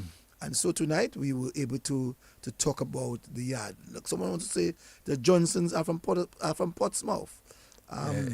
The Johnsons the person said educational program tonight. I learned a lot. To have a blessed night, rest, and get home safely. Thank you very much. Thank you very much. Yeah. Your last words? Well, it was interesting as we look at the different surnames and where they originated. Of course, we did not cover all the areas. I know in some areas we were a little bit short, but we try to stimulate and, encourage critical thinking. So if you have more information that you can send to us, you can always send it to DBS and we'll, gladly appreciate it. And I just want to say thank you very much for the viewers and the listeners, those who contributed onto the program, those who helped us to have a greater understanding of the surnames and where they actually originated. We want to say thank you very much. Next week, we are going to try our best to see if we can talk about the church. And when we talk about the church, we're not just talking about the Catholic Church. We will maybe start with the Catholic Church. Because there are a number of things that people out there may not know. Today we're seeing things a little bit more liberal, and they don't know that the church itself had its own rule as to when to baptize children, as to when to get married, as to whether these pews in the church belongs to you or somebody else. What was the duty of the priests? What did they do with the family? We need to talk about the church. We need to talk about the fact that the church itself was able to give back to society, not only in education, but in food, in feeding the people, in clothing the people. We need to talk about that. We need to talk about what the various churches themselves did in Dominica. So I think next week we are in to have an interesting program to talk about the church. Its contribution to society. Right. And we have not had someone for a while onto the program, and we have this for a reason, not because we cannot find. We have people, a number of people are wanting to be on the program, but we feel that it's important, while people give their story, but it's also important to give the social science of our society. And the social science of our society is very strong. Not that the strength or the link of the people who are giving us information is not sufficient, but we feel we can have an open discussion that will give people a greater understanding of the social science that existed in time gone by. And just like Kontai Kinte, in terms of people wanting to find their roots, it's always good when you go to the documentation center or you go on the internet. You can also do your own, investigation as to your origin. Right. People do that. I just want to remind listeners that tomorrow at 2 o'clock sharp, we'll be starting the reading competition. 2 o'clock sharp. We'll be having the dipping of the students. That will be carried live on social media. So you can get onto social media to see the children having their lunches and the children having their breakfast. So tomorrow we'll be having the children having their breakfast. So you'll be seeing that visually.